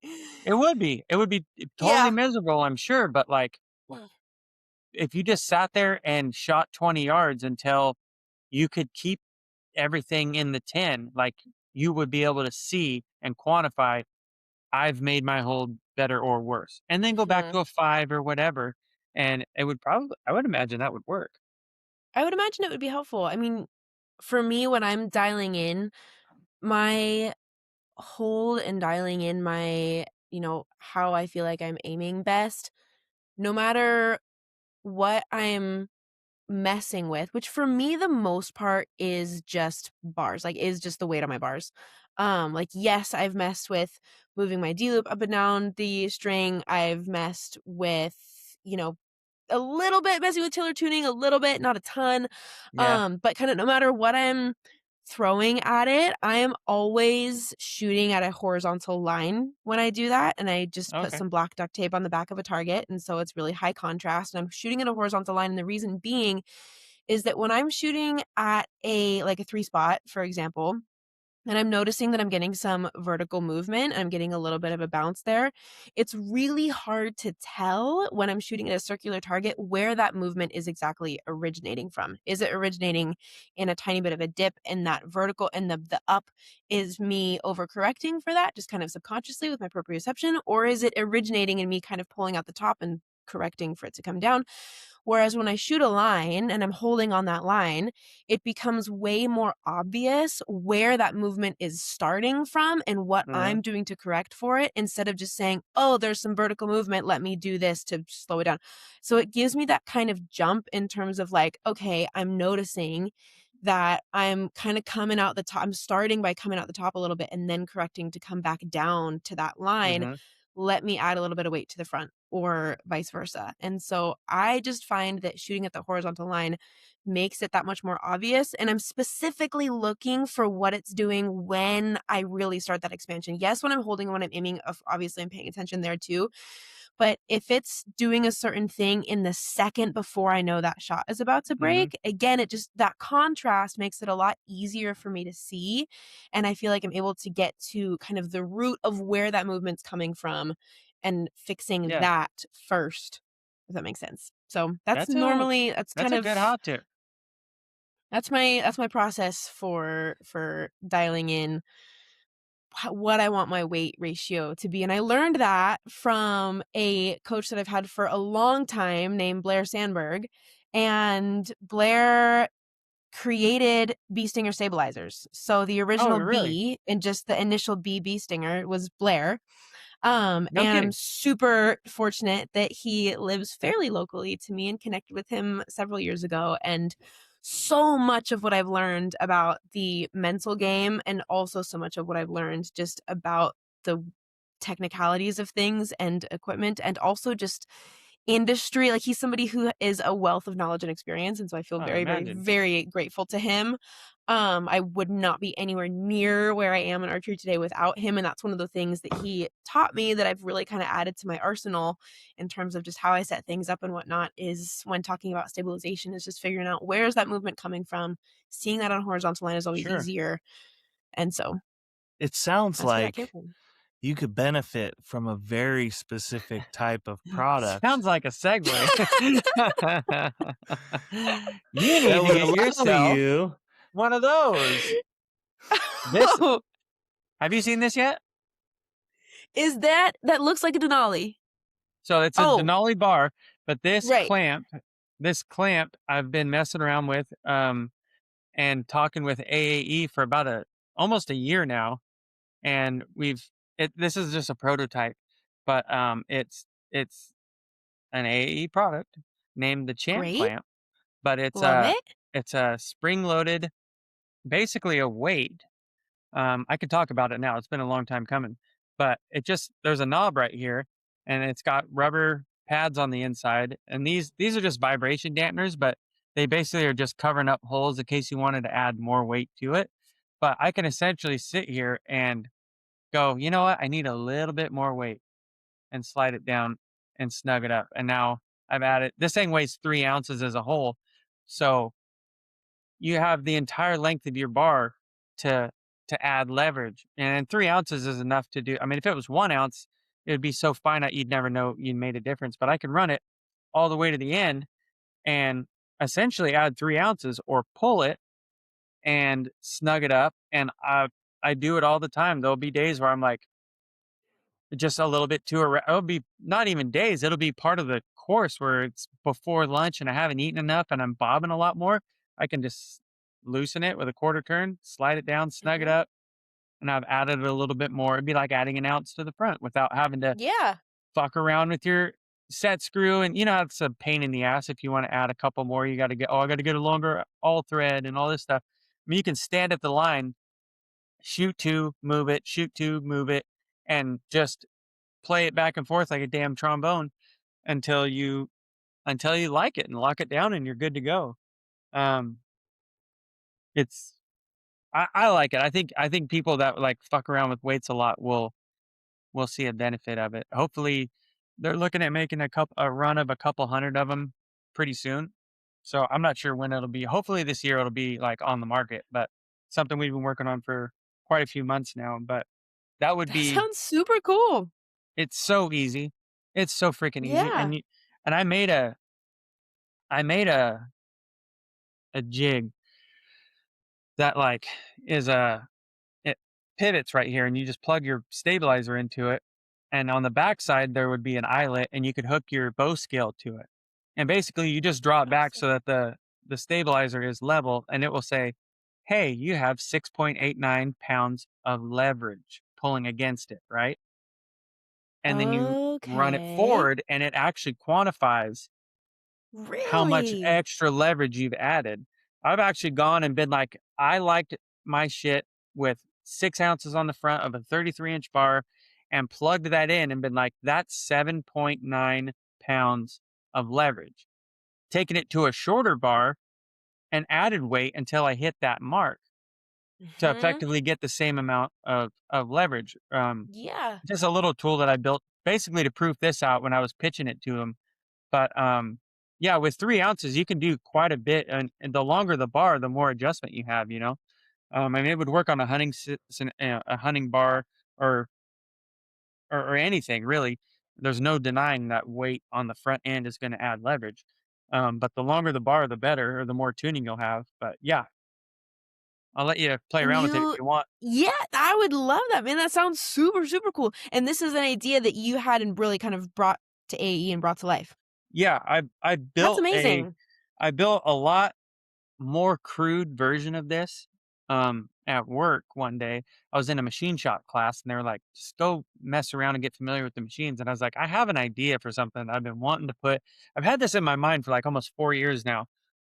And up until Yeah. then, I couldn't come up with a way that I liked that I could build myself. And I came up with this really, it looked like a freaking 2-inch nut Uh-huh, with a couple uh-huh. set screws, but it did the job enough so that I could prove it out. And then over time, we've come up with this clamp that it the more you hold on, the more you like unscrew it, the wider it gets. So a fat Sure, bar, sure. a skinny bar, a tapered bar, you just keep twisting it, and Mhm. it's got rubber pads in here, and it'll bite down. And like I said, you can take these out if you want to add a couple more ounces to it. You can. Like I said, it's 3 ounces as a whole. But it's just for exactly what you're talking about. When you're standing there and you don't want to go back to the shop and get more weights or go find another set screw that's longer and all thread, it Mhm. can be kind of a pain in the ass. Um, so this you can just stand there and just tune it right on the fly. And I haven't gotten honestly enough time to go shoot a whole bunch of angles and stuff, but I would imagine that it would just make sense that where you have your stuff sitting pretty on level ground might not be an ideal weight ratio on an up or a downhill. For So sure. maybe you'll find that on uphills, you want to pull it all the way in, and you can. You just reach forward, Mhm. grab it, pull it, snug it, shoot your two arrows, and off to the next, and put it back to where you had it. Um, there's more to be found there, but it just makes sense to be able to move it target to target if need be. You know what I mean? Definitely. I feel like heck, I mean, there's been days in Vegas where I've woken up after sleeping on one of those hotel beds and feel like there's a little crick in my neck or something, and I need a Yeah. little just like something, like just yeah, that seems really, really easy. Um, Certain mornings you'll just it happens to me a lot. Like I'll have it where I had it the day before, and it'll just seem really loose until I get mhm, some food in my system and like I'm not all jittery because all I've had this morning is coffee type of thing. Um, mhm. I can run it out 4, 6 inches further and add a little bit more leverage to slow everything down. And then midday, I end up pulling it back, it seems. But yeah, it's just something you're going to be able to adjust wherever you want, however you want. That sounds super rad. That sounds Yeah, super, super cool. I'm excited to hopefully get to check it at some point. yeah, it'll be a rating. Um, Epic. I don't know. There's only 4 of them in existence, but there's more coming. So you can Okay. see me and play around with it if It's you a want, or at hot least check it commodity, out. hot commodity in Reading. Yeah, Mm, for sure. Yeah, Well, congrats, man. I think that's really cool. I yeah. hope that a It's lot of been people AAE's been super cool to work with, and like yeah. just being a part of the whole like designing part of it, and like me and James, the engineer, who Facebook Mhm. message back and forth, coming up with what if and this and that, like we should change this and whatever, and it's Yeah. it's cool to have an etched product in my hand that I can use, and yeah, it's neat. Absolutely. Absolutely. No, it's got to feel super rewarding. For sure. Yeah, help people dig it. I don't see how you couldn't. Like it works. There's no way it can't. You know what I mean? Yeah. Leverage is leverage. Mhm. Mhm. Yeah, talk about being able to really kind of get in and especially when you're giving it such micro movements in a way. Like It's when just it like comes that to scale in high school. You just bump that last weight over when you're yeah, standing on. yeah, It's yeah, the yeah, yeah. exact thing. They Yep. call it a. There's a name for that, and it starts with a P, and I fucking I used to know it. Mm. A poise weight. It's called a poise weight, and Okay. that's the one that you dial in along Yep. that bar until you get everything level, and that's exactly basically what this is. And you can run it on Yeah. any bar, back bar, front bar, both bars. Like, who knows? We'll see. We'll see where it goes. For sure. And I'm sure that once people really kind of start getting it in their hands and they'll start to figure Yeah. out even more, uses and places and advantages and stuff that it has. So that's I cool. That's apparently so it. rad. Yeah. I did talk to Adam Gibson, and he's like, dude, this thing does more than just that. He's like, this thing will tighten your glutes if you have it in the proper position, depending on your Mhm. bar, your weights. He put it in a hooter shooter, improved it. He shrunk his glutes like in Okay. half just by, Wow. yeah, just he found like the sweet spot on the rod where it Yeah. And I think it was more of a vibration harmonics thing that it was picking up, Mhm. not so much like Mhm. a hold type of deal, which is what I Mhm. wanted it for initially. Because like on top of making your hold better on the fly, he's like, this thing actually has the ability to tighten your groups a little bit, and I never even thought of that, but I'm glad it's working. Fantastic. Yeah. Yeah. Yeah. Yeah. Yeah. It's an unexpected happy side effect. Yeah, no doubt. No doubt. Yeah. Well, So cool there's that. deal. Yeah. What, John? You're on mute, you little shit. Sorry. Now everyone just needs a Hooter shooter. Oh, That's damn what it. I You know say. what? I fucked up. We do this quite a bit. We show stuff on the camera that people who are listening without the camera are not privy to. Mm. So if you want to see that, go on YouTube and check this out. I can't help you otherwise. It's a visual demonstration. Or come check it in Reading. Or come Yep. check it out already. We'll be there. Yep. Or make your hands into a sock puppet and Grab your imagine stabilizer. that grabbing onto your stabilizer. Yeah, it's like a hand you can move. That's exactly it. That's a If great you want a explanation. crude explanation of what's going on here, About as crude as it gets. you just take that rod and you just Again, grab they're it. not going to get it without the video explanation that you Okay, just did. you No, don't take worry your about it. hand Just go and on you YouTube. lower it onto your arm, And you and pinch your it's wrist. open, and you pinch your wrist. That is basically what is occurring with this device. Terrible. Oh my God. I'll have you write the product description. It's like pinching Oh, your man. arm. Anyways, Anyway. Bella, we lightly hit on kind of. Is there anything specific that you do in prep for Reading? Everything that I do to really prep for BTB, I keep it pretty consistent for Reading, just by nature of how the calendar works out, with BTB being ahead of Reading and whatnot. That's a tournament where it'll expose if you've got something going on that you really feel like you need to dial. It'll let you know for sure at that tournament. And so I felt like the parts of this past weekend at BTB where something was maybe a little lackluster was 100% on my end. And so sure, there's some things when it comes to again, really making sure that I'm not over aiming and kind of like mentally, for sure, like mentally, I think that there are some things that I do to prepare that I would say are pretty similar to any other tournament, I guess. I really feel like I'm trying to,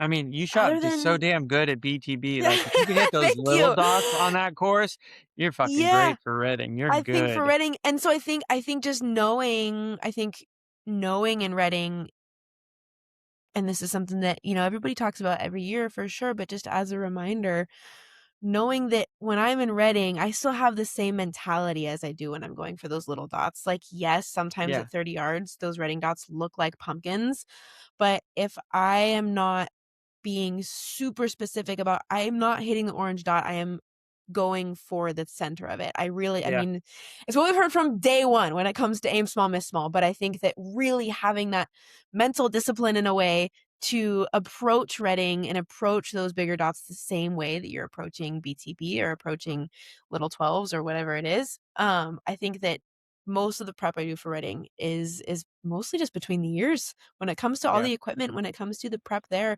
I know that my marks are dialed. I know that I've practiced at angles. I know that my axes are perfectly on, and having those things in the bank allows you to show up with a certain level of confidence that, Yeah. okay, 100%. I've done everything that I can do I've done everything within my control so far that allows me to show up here feeling the best I can be. And now it's down to me to then show out. And that's when it comes to how am I executing this? That's Am a I whole executing? other part of the game, isn't it? Yes. Oh, Lanta, is it? Blair and I, my coach Blair and I joke, not joke, that, this whole game is 90% mental and the other 10%'s in your head. Yeah. Is what we like to say. So yes. It's so true. I mean, you go to Vegas and every single person there has spent 5 months perfecting 20 yards. Oh, And that's all yeah. they have to do. Every Mhm. single bow there is Mhm. at locked on, tightened down to hit Mhm. 20 yards only. And the reason people don't is because of their head. It's Yes. so mental. And I mean, like you said, Reading, there's a little bit more to it. There's wind, there's angles and all that shit. But like you said, if you show up to any of these courses with good marks and a good third axis and your axes are all dialed, as long as you can just think about that as like, I am as dialed as I can be and let that ease your mind enough to make good shots, Mhm. like that's about all you can do. That's all you can ask of yourself. One thing that a phrase that I use for myself all the time is demanding excellence. And for me, the idea of demanding excellence doesn't necessarily for me have to do with whether or not I'm hitting the middle every single time. Because I know that, like anything, a big part of what kind of in my own head shifted my whole mental game when I was shooting as a like young under 18, you know, little gal who really didn't know entirely what she was getting herself into when she was Yeah. starting with USATs or stuff like that. A big thing that really kind of shifted my whole perspective on that was this idea of shooting shots that I'm proud of. And a shot that I'm proud of, yes, obviously I'm stoked when it's actually in the middle, of course, but a shot that I'm proud of, my diagnosis for that, my metrics for that are entirely based on the way that I'm executing it, because I know that I can't control the win. I can't control whether or not I'm winning. I can only give myself the best opportunity to win. Yeah. And I do that by shooting shots that I'm proud of, specifically with an execution process that I am proud of, that I have demanded this level of excellence for myself. And demanding excellence also looks like letting down. It Yeah. looks like knowing that when I'm walking off the range, I have demanded this level of care and precision Hmm. to what I'm doing, that no matter where things actually landed on paper, I can feel really, really solid about how I showed up that day. And I think that that's what I for sure use as a compass, as a measurement, as a guidepost for how my weekend tends to go. And so a lot of times, like, people will ask me, of course, and yes, like, I totally get it, but at the end of the day, when people are, "Oh, what'd you shoot today?" Like, even in Vegas, when people are like, Yeah. "Oh, like, are you down any? What'd you shoot today? What'd you shoot today? What'd you shoot?" Hmm. Like, I get it for sure, because, like, yes, in a way that score is a snapshot of how the day went. But even just in my own head, just to reinforce that idea for myself, when people ask me that, like, you'll hear me talk about how whether I shot a score that I'm super, super stoked with or not, my answer is a lot of times geared towards the way that I was shooting, Yeah. because I think that when I'm trying to, what you think about and talk about, you bring about. And so if it comes in your language and in your thoughts and in your conversations and whatnot, this focus on process and this focus on, you know, Yeah. that demand for excellence and whatnot, I think that you keep yourself looking for the right things, and focusing on the right things. And so for me, that's so much of the prep that goes into something like this and so much of the prep that goes on throughout the duration of the weekend is, regardless of whether or not it started off on whatever note, the way I'm thinking and talking is 100% focus on what I want to continue focusing on, if that makes Sure. sense. No, it does. I think I was kind But of no, walking around that point for a while on that one, I, I think, but you know what I I think mean. we know what you mean. I mean, Yeah. we've all had days where we have said something to the tune of like, I didn't score really well, but I shot really well. Hmm. Yeah. And that's like, and that makes you, even if you didn't score very well, like you're still, I know days where I don't score well, but shot well. And I'm like, I'm still pumped about it because I know it can be that's something maybe in the tune or whatever that can be fixed. If you shoot Mhm. well and you shoot shots that you're proud of or what have you, like that's about as good a feeling as you can get. I mean, like the rest can come with knowledge of the bow and all that other shit, but like you're right. It's more of a staying mentally positive um, type thing. God dang it, I'm not wording this very good. I'm picking up. I'm smelling what you're stepping in. I'm picking up what you're putting down. I'm Yeah, there. yeah. I mean, there, like John's seen it. I've misset my sight and fucked up weekends, and then like the one good weekend I had at Reading, that was like the one shoot of the whole year where I didn't mess up my sight. I didn't really fuck anything up. Like everything went Mhm. pretty good, and it was a year that I didn't score. I wasn't looking. I never knew none of that stuff. Like I've there's a lot to that where you're just like, I would rather not know anything. I would rather just shoot my absolute best, know that I couldn't have done really much more, and if I get beat, I earned it. Like that was as good as I could do. Like that, and that's how you want to walk off the range every time. Is just, Absolutely. if you get beat, you Absolutely. get beat. There's better people out there on any given Sunday. But like getting to a point where you just like you walk off the range going, that's all I had, and I'm fine with. And normally, if you walk off the range going, that's as good as I could have done it, you're probably doing pretty good anyway. You're I'm going to be probably doing pretty pretty happy. good anyway. Yeah, Yeah. you're going to be happy Yeah. with it. But yeah, it's trying to get yourself to the point where you're just like where you leave a weekend going, that's all I had. That's a good Mhm. feeling. Mhm. That's a good feeling. And going back to what Bella said about like what you're saying and speaking and everything, I think it's a perfect example of like when we were at BTB this year. You know, I chose to. We were joking. Came from a joke, but we were talking about like ASA and judging yardage. Mhm. And I'm looking at the target and I'm making a joke that like, oh, I would have ranged this for like 35 or 38. I would have never guessed that it's 28, Yeah. you know, and I said 38 so many times that when I went into my phone and looked at my Oh yeah. yardages, Yeah, you did. Yep. I set my sight for 38 and not Mhm. 28. And then I proceeded to make a beautiful shot that Mhm. landed in its spine. And I was like, yep. And as 28. soon, I was like, there's no way it's up there. Like, what the heck? And I looked at, and it was the only time the entire weekend that I didn't turn over my sight and look at my Tape. sight tape. Yep. And because I knew it, I said it 5 times. I'm shooting 28. For sure. Well, you know, I shot it for 38, 10 yards tall.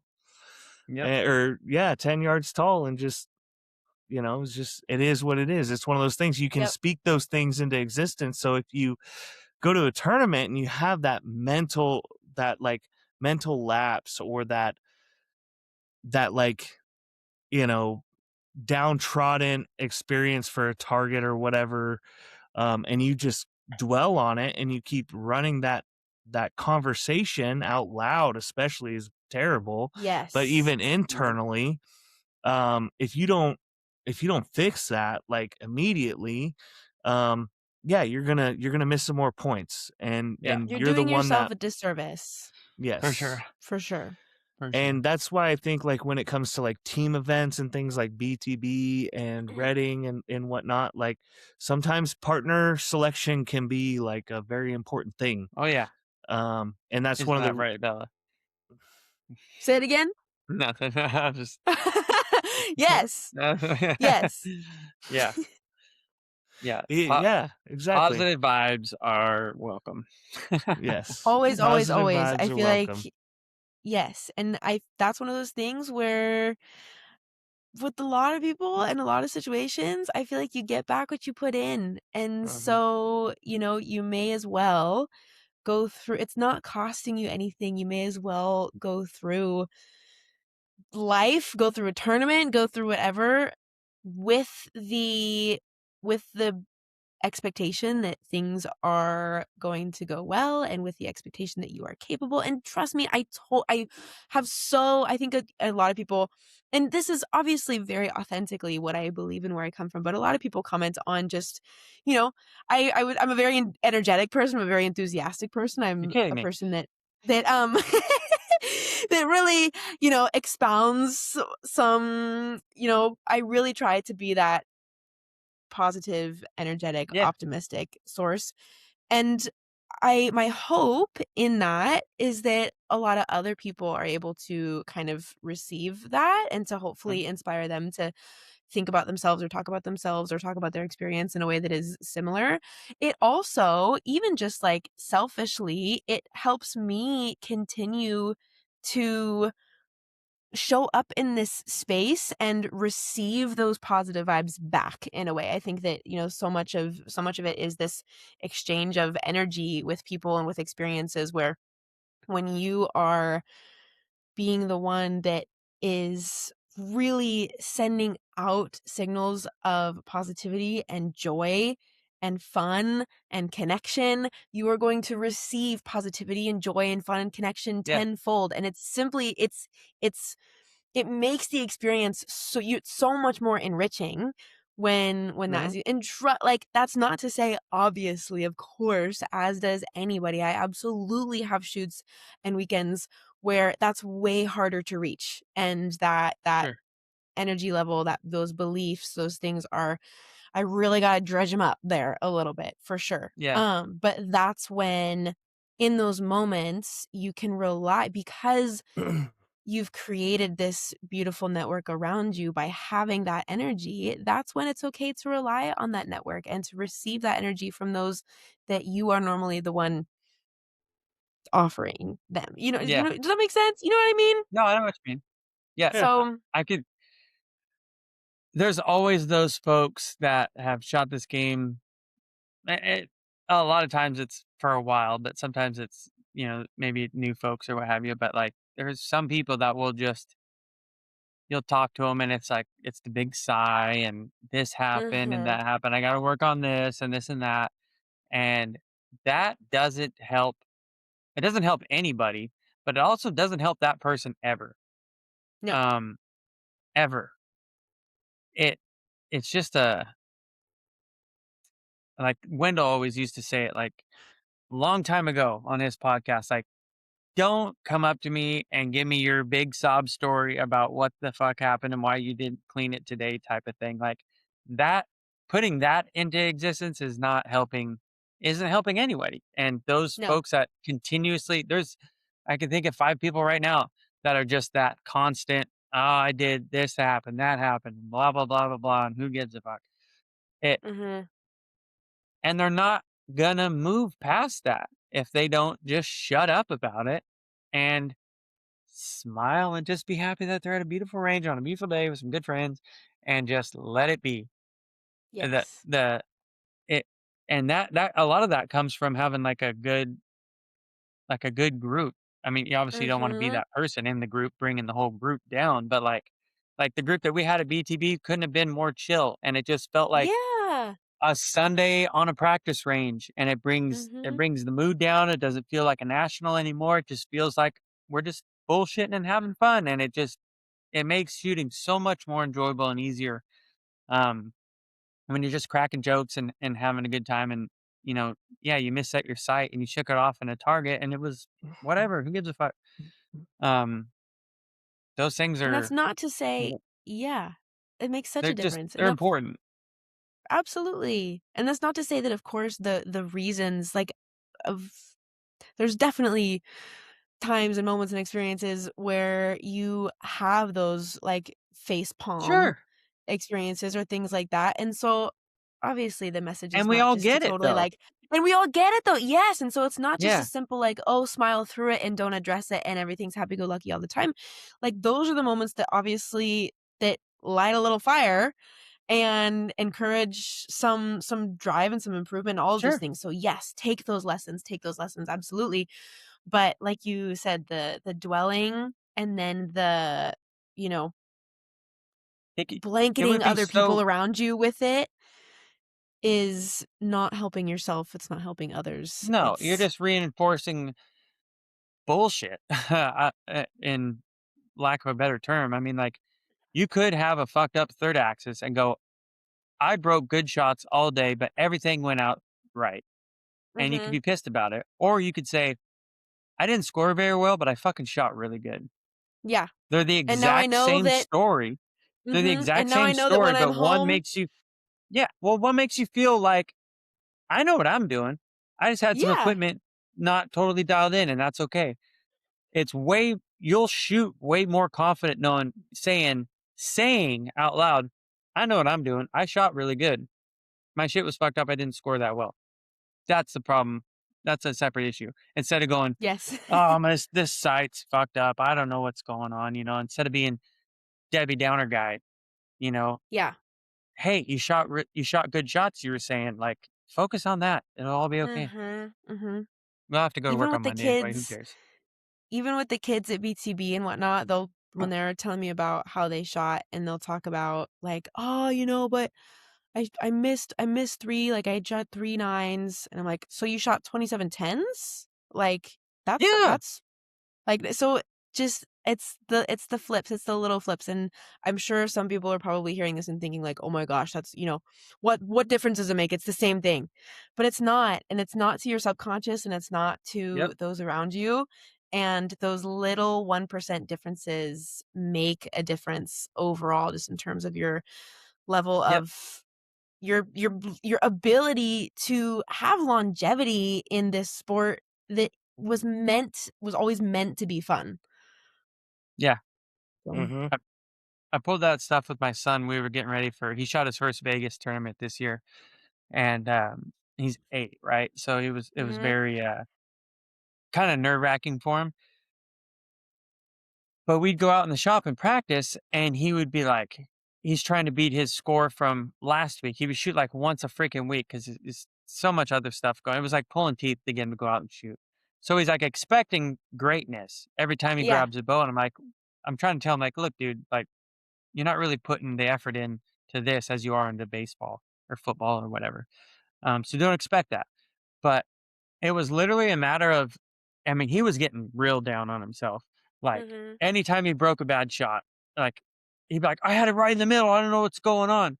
And I'm like, you didn't have it in the middle. You're just saying that because you're upset and you're frustrated or whatever. So I flipped the script and started asking him questions about like the NFL draft and shit that was coming up. He's a big sports kid. mhm, And the second we took the topic from how I'm doing to just bullshitting about stuff, and I was just kinda talking out my ass. I don't know, nearly as much about football as this kid does, but I let him kinda just expound on, like, stuff he was interested in, and he just kept shooting round after round, and I'm telling you, like a fucking light switch, it just things started getting more centered again, and about 4 ends later, I went, "You see what happened?" He's like, "What?" And I'm like, "You stopped thinking about it and caring about it and dwelling about it and started having fun because mhm, we're bullshitting about football, and look at your score," you know?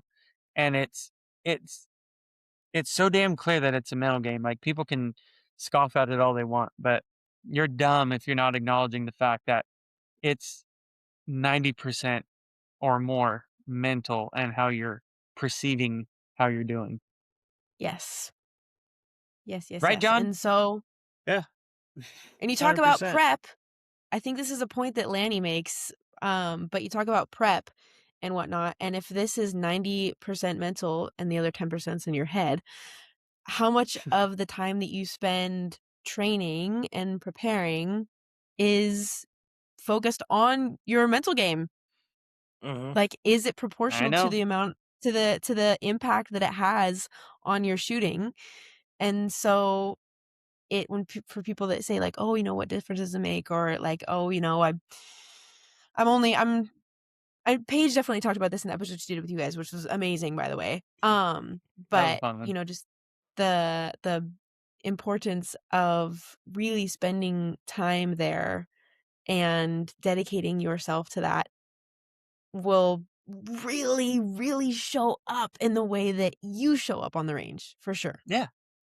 I mean, if you're shooting a pick a score, Reading's around the corner. If you're shooting a 15-20 or something like that, but you're really wanting more, that last more is those micro mental things. Like we've Yes. done the equipment to the nth degree. Like Mhm. those that do and do it very, very well and consistently are stronger mentally than most.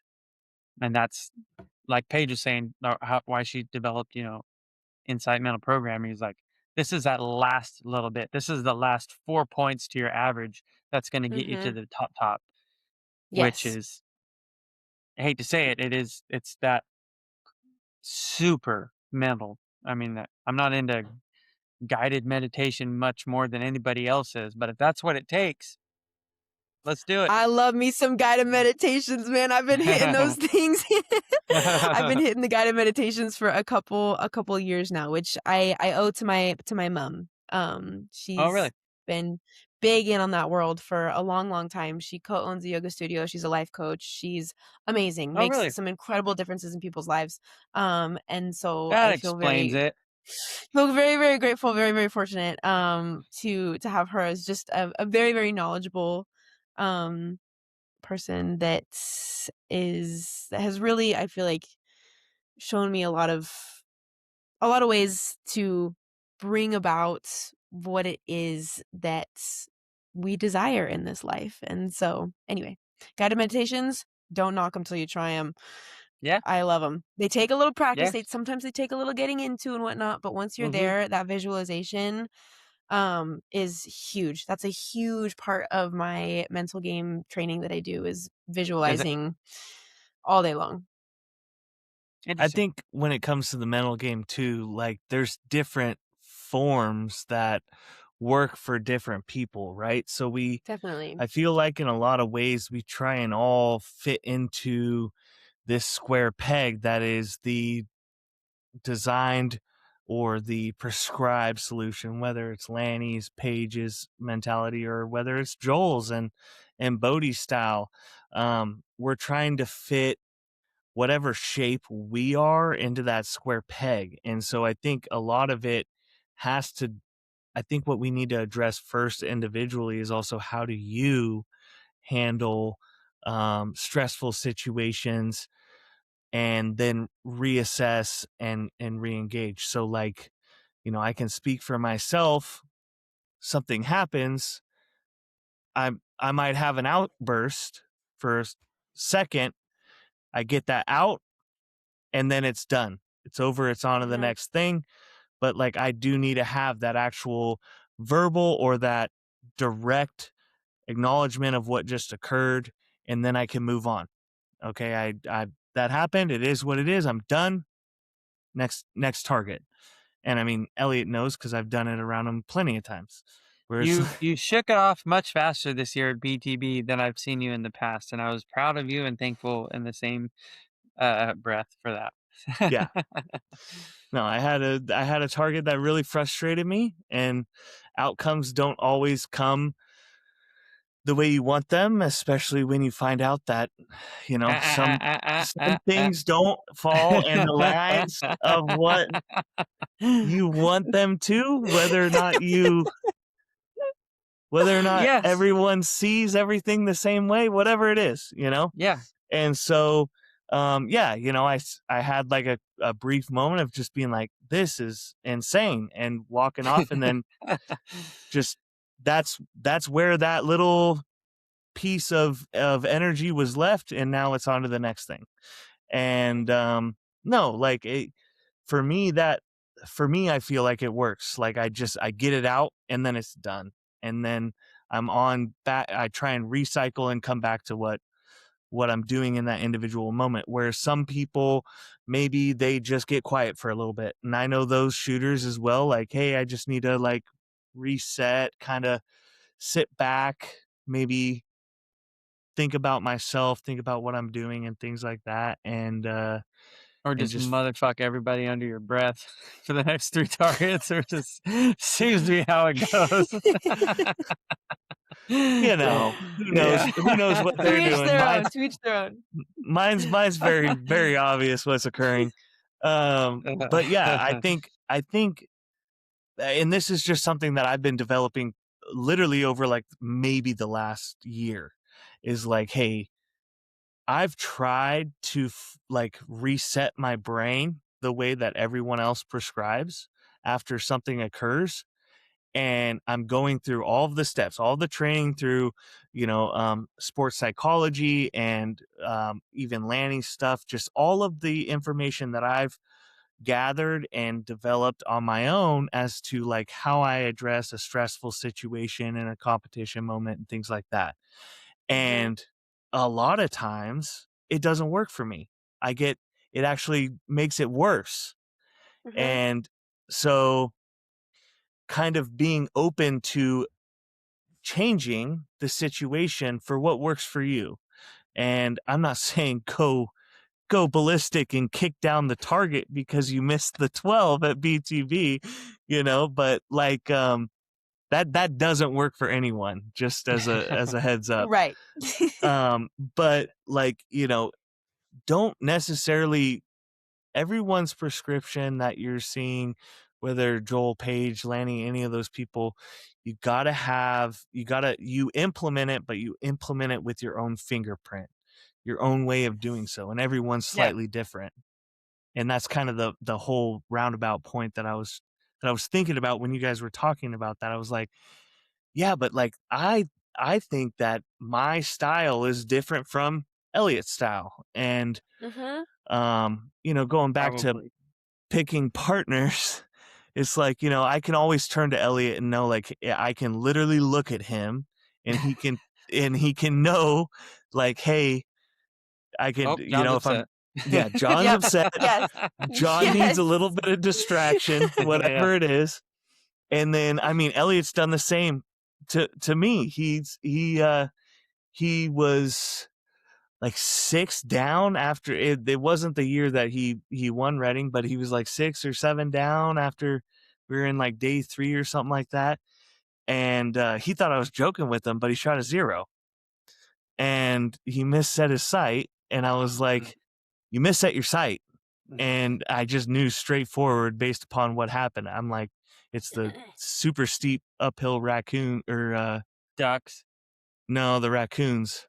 After Big Feet's foot. No, ducks. The Big Feet. Yeah. It's like target 68 or something. Big Feet ducks. Or no, they're fucking big ass feet ducks. No, they're mallard pinups. They weren't, but yeah, okay. We'll give it to you. He shot the log, and the log is a 0.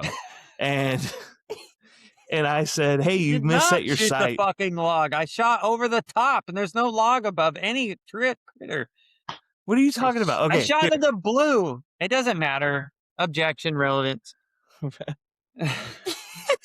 So I'll set the scene since clearly we need to go back, and since John's the only one that we ever don't need remembers to dwell on everything. Old shit, man. I'm over it. I'm fucking positive guy. I don't even remember that happening. Exactly. He's blocked it out, but I remember it. So stop bringing it up. I don't want to know. Shitty fucking. Either way, the point that I was trying to make was, Elliot, the same way that I can turn to Elliot, he can turn to me.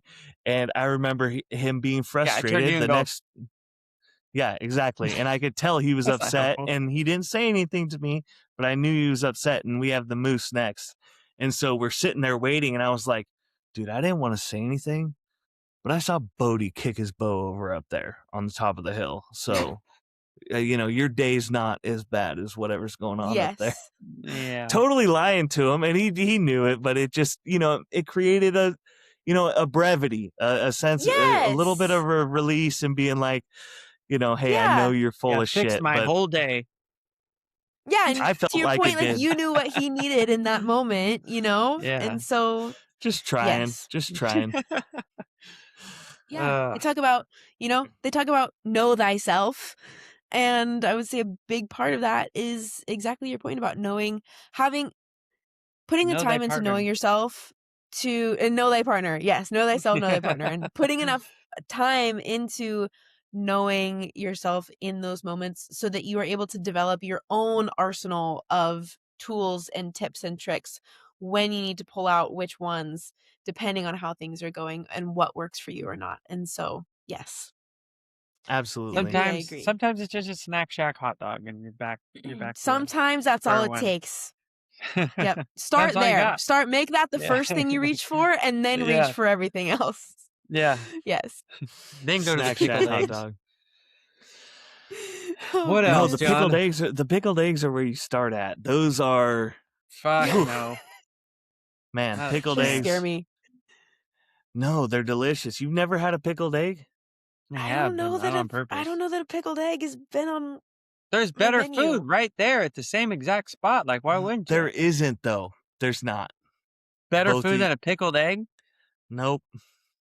Not even. Not even. Me and Doug had the best pickled eggs we've ever had at Wood Lake this year. It was incredible. Sounds like you got yourself a new partner. I would love to shoot with Doug. Ooh. He's shooting lights out, He but wouldn't have you. nah, probably not.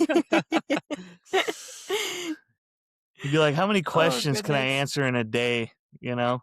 Yeah. I mean, I'm going through my notes. I mean, I did want to ask these earlier, but I didn't want to interrupt because we were in a good segue. Bella, if you were Yes. to walk Yeah. out Oh, to yes. any song, Yes. what would it be? I feel like I gotta go Rihanna. Like, she is just hits every single time. And so whether or not we were having some like breaking dishes or like something like that where she's letting it rip a little bit, like that would be a Okay. go-to for sure. For That's sure, good. for sure. I like it. Yep. She brings the hype. She's got the energy. She's got like, yeah. She's Hell an yeah. icon. Elliot, have you figured out yours yet? I think like I've always wanted to, probably Wild Child by Wasp. It's got a Okay. great intro. It's good. And I like 80s hair music, you know? Yeah. You I got told the hair for Elliot it. at BTB that I finally figured out what I would actually walk out to. Do tell. It's Big John by What? Great. by Johnny Cash. Johnny Cash. Oh, yeah. Yeah, that'll Yeah. get people pumped up. Mm-hmm. It's fitting, sure. It's that's all it is. It's fitting. If you were to be in any sport at the level that you are in archery, any other, even if it's activity or whatever it is, what would that be? Ooh, the first answer that comes to mind is honestly dance. Because, which I know Dance? sounds cray, probably dance. I can't dance. Okay. I'm not saying I'm good at dancing, but that wasn't the question. Just because I can't dance doesn't mean that I won't go out and have a jolly good time with it. But I think if I could really dance, that would feel like such a superpower.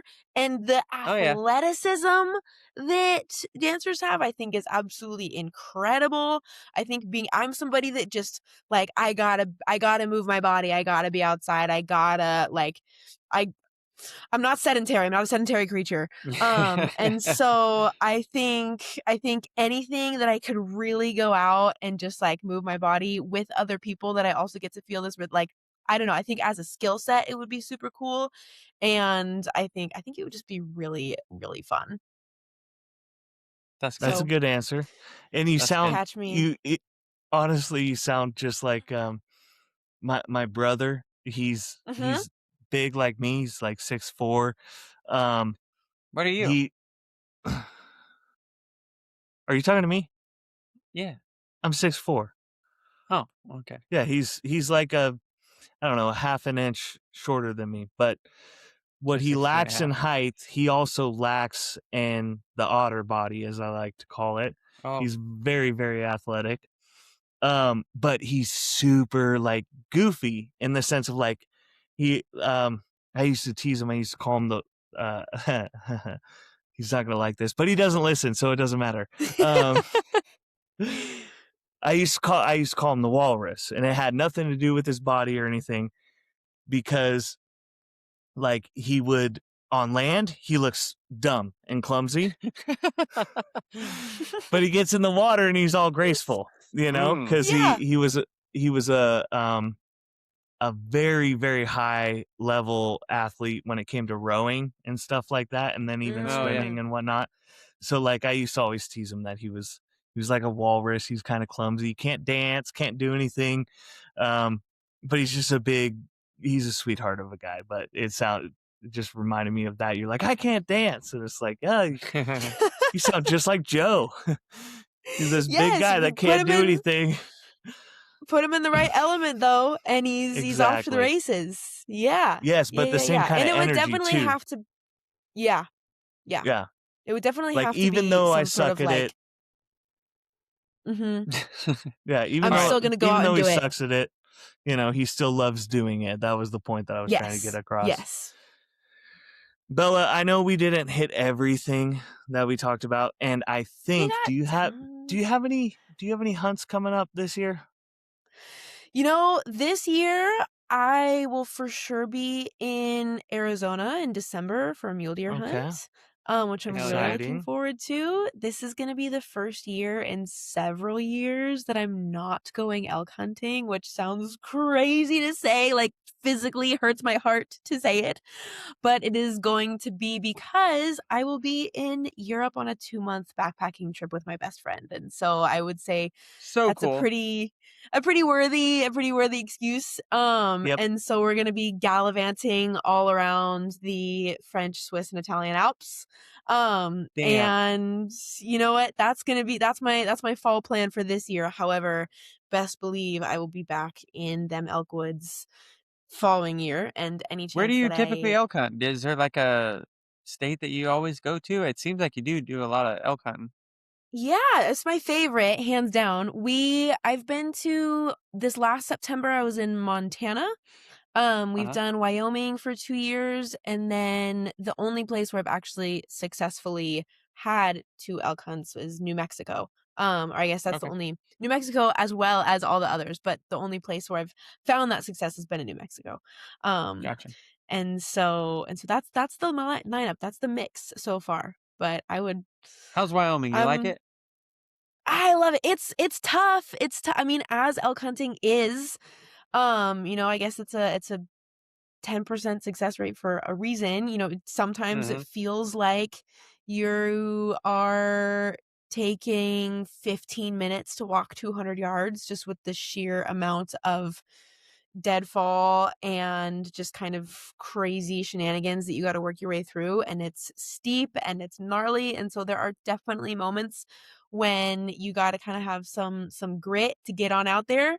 Yeah, but it's beautiful, and we've definitely gotten into elk there, and I would go back in a heartbeat. So you've I know we don't got a whole ton of time to get into all the other shit, but it seems like you do a fair amount of like hunting and backpacking and that kind of thing. I do. Yes, I absolutely do. I think being in the outdoors in any capacity is really what lights me up. And so whether that looks like backpacking through the Sierras, I've taken those trips every single year with my family since I was only big enough to be carrying my stuffed animal and my sleeping bag in my backpack, and that was it. And or whether that's hunting with my dad, he's my forever hunting partner. And so any chance that I have to get outside and to be just immersed in those types of environments, that's where I feel the most myself. That's where I feel the most at home. I love it. All right. I've never asked anybody this question, and it's a little dark, but fuck it. You seem like you've got I'm going to start asking this one more, I think, for those who like backpack and whatever. But let's say you're not going to wake up tomorrow and you want to end your night at the most beautiful, like feet crossed, peering out of a small little tent in the middle of somewhere. Where is that for you? Okay, I didn't know where this was gonna go, but I was really curious where this was going. Like, where's your 10 out of 10 bleed out spot? Like, the most beautiful place where it could all just end and you'd be totally fine with it. Where is that? Yes. Because you've seen a lot, it seems like. Yes. Anywhere along the JMT, you could find a worthy spot for sure. My dream is to someday do the entire JMT or John Muir Trail, and potentially also the Pacific Crest Trail, the PCT. I would love that. Yeah. but we've done several chunks of it. But one place that really, really, really stands out is Glen It's very close to Tuolumne Meadows in Yosemite, but it's Okay. still I think it's within the park boundaries, but it's very much a backpacking only. They have a High Sierra camp up there. And it has everything. It has waterfalls. It has some super rad trout fishing. It has the most beautiful, amazing, incredible, crystal clear, emerald green water you will ever see. It's one of those places where you're walking around and everywhere you look, you are having a pinch me moment of, I can't believe this is real life. Yeah, yeah. And I can't believe I'm here. And I've been fortunate enough to go there 2 times now. And in the 2 trips that I've been there, we have been backpacking. We start in Mammoth and we Mm-hmm. backpack all the way through to Yosemite. Damn. And it's a long trip. It's like a full 8 days. I want to say it's 90 something miles, I think. Holy cow. And we've always, we're bringing the fly rods, we're bringing the Sure. whole nine to really make a whole experience out of it. But we normally end the last 2 days in Glen and it's unbelievable. Awesome. So yes. I'll have to check that out. That's not far Check from here. it out, It's man. actually doable. Yes, absolutely. Absolutely it's doable. But anywhere along those High Sierras, like just Yeah. incredible crown jewel. It's amazing. Good. That was a really, really cool answer. I like that. Elliot, I want to hear yours. Yes. Oh, shit. That's tough. I haven't been backpacking all that much, but I've spent a fair amount of time in I would say like 3 spots that I primarily deer hunt. And I don't want to tell you where those are at, but they're in the Sierras. I That's mean, fair. there's some that are like breathtaking, but like some of them mean more, and I would rather pass away in a tent on that hill that isn't as breathtaking or whatever, but it's more of a sentimental thing. Yeah. I don't know. There's a lot of the Sierras that I'd love to see through the eye of a backpacker, I haven't had the opportunity. I got into it too late. There's some cool It's never it's too cool late. shit around, like I know. Hopefully, I'll get my kids into it or something and we'll start going, and just like you and your family or whatnot. There's some cool stuff around like Gold Lakes and that kind of stuff, like real pretty high lake type of shit. Um, I don't know. My deer hunting spot would probably be it, but it's probably not nearly as, picturesque as what you're talking about. For anyone who would like to know where Elliot hunts, please message me. I have all the details. Shit. And you'll also input your Venmo, and it's a minimum. It'll cost you way too much money. Why the fuck would people pay to hunt where I hunt? I don't know. Same reason why Tate got kicked out of Montana. Tate got kicked out of Montana? Well, that's a very long story, but yeah, haters gonna hate. Dude, is that a rumor you're starting? Tate's banished from Montana? No, he's not banished from Montana. Jesus. You just said he got kicked out of Montana. That was an exaggeration. That was a fluff of words. It's late. It's archery after hours. He's no longer a Montana resident. Okay. Well, yeah, I get that. Yeah. That's what I'm saying. He made it sound like he got caught doing something. No, he didn't. He did nothing. Just haters hating for no reason. That's all I'm saying. Jeez. I know exactly where that would be for me, and it's Cole's parking lot. Kind of you're rude. The ambiance of Trader Joe's at 10 p.m. Oh, man. Right outside of Lucille's Smokehouse. No, actually never, because that's one of the only places I've ever gotten food poisoning from. Oh, bullshit. I've been to Lucille's more time than I can count. That place is phenomenal. It's my favorite restaurant. One time I went there, I got food poisoning. Suck it up. It's just throwing up for a few days. It's a good diet plan. Yeah. Yeah, I could get It's like on it. tapeworms. Limited data points with one time. You gotta. Yeah, exactly. Yeah.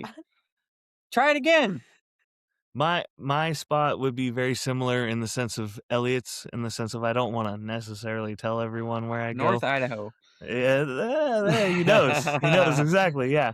No, there's a specific hill there that overlooks the valley in northern Idaho, and it's really pretty, really picturesque. I can see right over the border. You can see, you're at 10,000 feet elevation and stuff like that. So that would be probably right off a hand what I would think. We got to get some better spots. Hers sounds so cool. I know hers sounds way better. Like if you went to my spot, you'd be like, "You like it up here, huh?" we'll create a little secret society and share spots. Yeah, just carve it in a tree and be like, "This is my spot." Yeah. Oh, I didn't even think about that. I actually have a spot in a different part of Idaho where I laid I laid my dog to rest, and I have his name carved into the tree. That would be another spot. That seems worthy. Yeah, I didn't even think about that. But then you said carved into the tree, and I was like, there's that spot where I laid Derby. Dude, you want to hear something? This is so fucking random, but I got to tell you because you're talking about carving into a tree. Yeah, when me and my please wife do. got I married, need to recover. I was up in part of the Sierras a different part of the Sierras that I also frequent. And there's a little aspen grove, and I fucking love aspens. My favorite tree ever. I actually planted some at the house here recently. I love them. There's a little aspen grove, and I pulled over, and I was kind of just tooling around. There were some people that had carved some shit in the trees like they do. And I was freshly married guy. And so I carved my wife's and I's initials and the year we got married and a huck and heart and all that shit. And I was like, I'm going to come back to this and it'll look all cool and healed up and everything. I came back like, I don't know, 5 or 6 years later. And I'm looking around. I'm like, where is it? It's got to be like right here. And a tree had fallen. One of the aspens had fallen and just put the nastiest scratch right through the heart, and it's almost not recognizable. And I was all, this is a bad fucking omen. I have a picture. I'll just post it or something. But it shook me for a second. I was like, everything around here looks exactly how it was when I was here last, except the one thing I did is just peeled the bark right off. I was like, this is a terrible sign. So that's my love story. Anywho, Mother Nature being like, leave no trace, yo. Leave no trace. Yeah, that was fuck out of here with your initials. Everybody else's around me was still up though, which I thought was ironic. Anyways, Bella, we really appreciate you coming on and talking to us. We love, especially such energetic guests like yourself. It was a blast. It was a blast. This is so fun. Thank you both so much for having me, and for anytime all of y'all. Come say hi on the range. Come say hi. Come hang out. Let's talk about whatever. Like, I'm always down to chat it up, and so come say hey. I'd love to hang out with anyone and everyone. And yeah, I'm stoked to be here. What day are you getting ready? Thursday. I'll be there Thursday. We drive, so we're just gonna get up heckin' early Thursday morning. And yeah, crank all the way up there. We'll shoot the lower 14 in the afternoon and then call it good. What time's your lower 14? I think at like 2:50. We're pushing it at like the very end. Okay. We wanted to give ourselves We're like 2. It's kind of late. Yeah, we're at 2. Perfect. Awesome. Well, we look forward to seeing. Yeah, we'll see you in a couple days. Absolutely. We'll see you in a couple Thank days. You so much. Yeah. No, thanks for staying up with us. Of course. Exactly. Okay. Once again, you guys, thank you for tuning in to Archery After Hours. We appreciate you guys. If you have any questions if you guys want some of them stickers, I found them. They were in my chair from wherever the fuck I was at last. Anyway, I'll have them at Reading. I know some people hit me up at Fresno about them. I found them. Come see us. We'll get you a sticker or what have you, whatever's left. Absolutely. Oh, you absolutely all all are welcome, and we'd love to make sure that we get you one for your bar or whatever it is. So come and find us at Reading. We look forward to seeing you all out there. This was Archery After Hours with the fabulous Bella Otter. Break the barriers. Podium. The future of female archery. Yeah, Yay! Thanks, team. Absolutely. Thanks, team. Thanks again, you guys, and you have a wonderful evening. Okay.